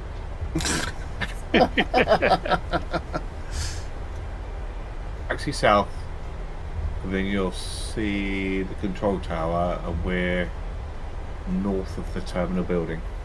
North of the terminal building, thank you.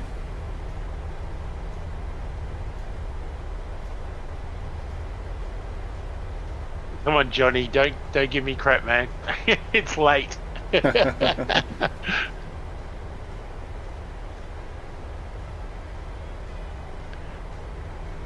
Oh, yeah, I see you guys. Okay.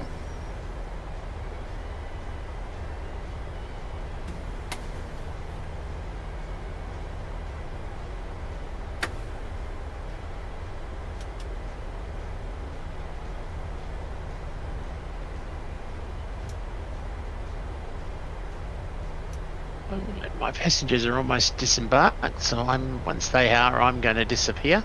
No worries, Tony. Thanks for tagging along today. It's been great to have you on, mate. No problems. Thanks for having me. It's been a lot of fun, yeah. It has, yeah. First mid-haul, I think it was generally successful. bit past your base bedtime, isn't it? In my bedtime, yes, it is. Thanks, Johnny. Well and truly, mate. Well and truly. I had a nap this afternoon, so I knew this was coming.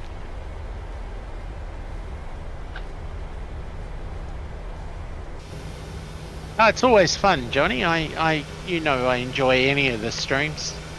You can see Nighthawk and Sean coming in now.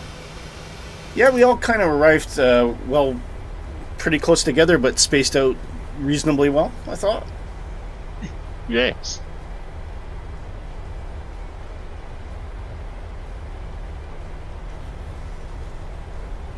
Oh, Johnny's got me yawning now after that great statement. Now I'm like, oh my God.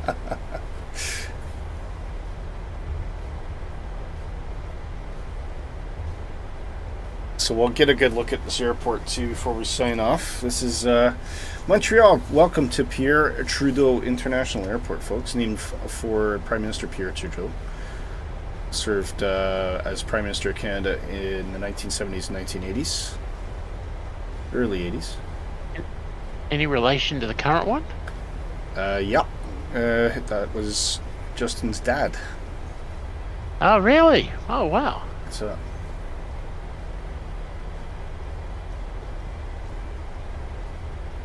I might as well take this gate right in front of me here. You know something, Willie? I can't see you. I can see you on the stream. Yeah. But I cannot see you. I can see Nighthawk. But I think he must be right behind you. Yeah. I can go that way. I need to find a gate here. Hang on. There's one on the other side of Nick. I'm going to hit this post. Yeah, on the left-hand side. Yeah, that's what I was aiming for, but I was going to hit a... I'm not following the taxiways. No. Too much... there we go. Too much effort. Yeah. Now, the cool thing about this is I wonder if I'm going to get a similar gate to the one I got yesterday when I was checking this out. Right, sorry guys, I'm just going to say I am gone. Have a lovely evening, everyone, and a lovely day. No worries, Tony. And I'll see you all next time. Take care, mate. All the best to you. Be nice, mate. Thanks, mate. Thanks, guys. Take care. All the best. Bye-bye. So, Montreal has all sorts of goodies. It's got the...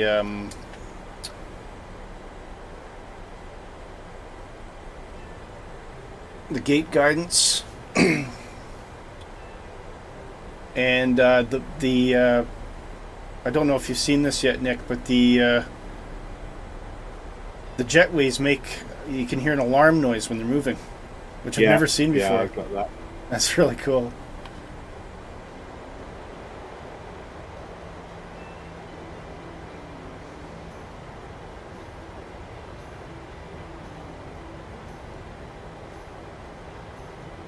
There we go.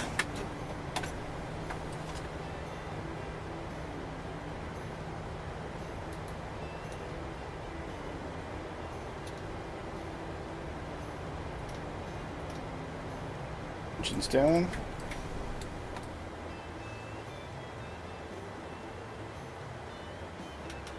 Those can come off. Watch this, guys. This is really cool. I love this.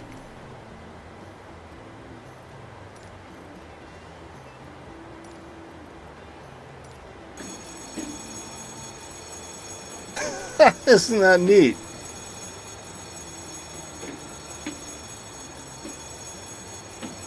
You can actually hear it chunking and clunking as it's moving around as well.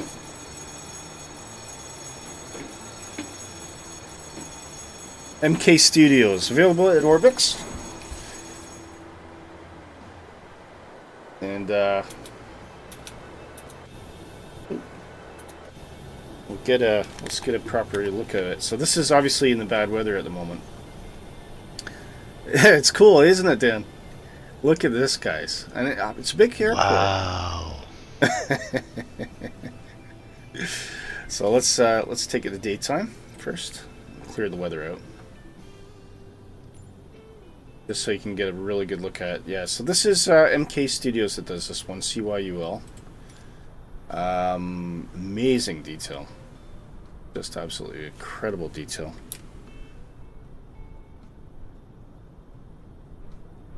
Again, it's Montreal's another one of these airports. It's basically just one terminal. It's just massive. Although it looks like there's a secondary terminal over there. Hey Nick, Montreal still has the raised car park. I bet you can get some good plane spotting from there. Yep, true. But yeah. And it's a very unique looking airport as well. We'll just drop down. A lot of care and love and attention have gone into this. Really, really nice. Let's change it to night.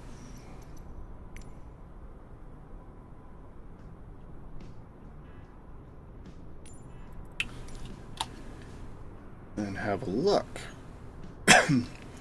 Nice subtle night lighting. Seems relatively realistic, and we can see there's a little bit of detail through the glass. And if we pop in, there you go. Look at that. Excellent. See if we can walk down the hallway.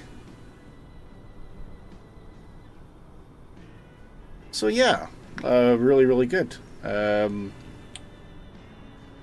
Obviously, you know, the point of these airports isn't to be able to walk through them like this, but the added detail really makes it immersive when you're sitting out in front of the airport and looking through it. Sean says, thank you for all your brilliant fight and great chat. Need to get some things done. 1503, great time. Sean, you know, all the best to you, mate. Have a great day. Thank you for staying with us for the whole leg, and always brilliant to chat with you, and I hope you have a lovely weekend. Take care, mate. So yeah, MK Studios, well done. This gets a Willy applause. This really, really, really nice airport. Absolutely fantastically done. We've seen some things from MK Studios before, and they do really put out some lovely, lovely products. And you can get this yourself just by visiting our good friends at Orbx. Again, there is, I think if we put Orbx in the chat there.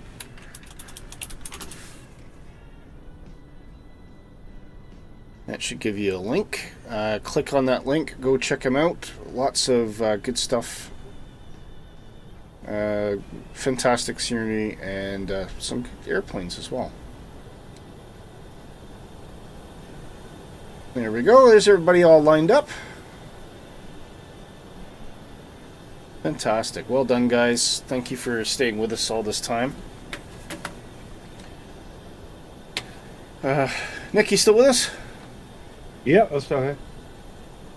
Yeah, that was, I think, fairly successful mid-haul stream. What do you think? Yeah, it was good.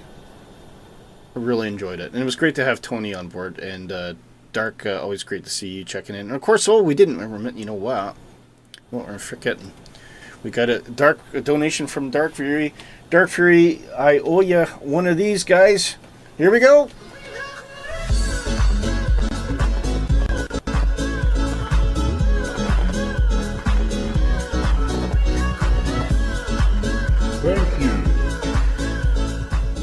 DarkFury coming in with a £3 donation. Dark, thank you so much. That will go directly towards the Epidemic Sound and various subscription budgets that we maintain to bring great music so we can entertain you as best as we can. Thank you so much to everybody for your patience, for waiting for our return. It's been really frustrating, but it's so great to be back and so great to talk to everybody. Nighthawk says that was a great flight. Nighthawk, fantastic to have you along today. Dan says thank you for the amazing stream. Great chats with incredible people. Totally agree with you. We had a good chunk of the Positive Rate family with us today. Big shout out to Johnny as well. He says, great stream. Sorry I joined late. Very nice to have you in the team back. See you next week. Johnny, don't worry about apologizing. It's great to have you in any way, shape, or form we can get. So we did say goodbye to Sean Wilson. In case I haven't missed you, I think everyone else, Stu had to take off. So Stu, great to see you as well. Planet Gen X, big thanks to him. Hangar Studio 713 dropping in today. Thank you. Great to see you as well, sir. Who else? Anybody recently? Yeah. And Beluga, of course. Jamie, always great to see Jamie. So, yeah, I think that's us. Nick, do you have any final closing words before we sign off? It's good to be back. It's good to be back. It's good to be back. And we can't wait to see you guys next week, and we'll be flying with you again. Big peace out from me. Have a splendid weekend, and we'll see you again right here on Positive Rate. Take care, folks.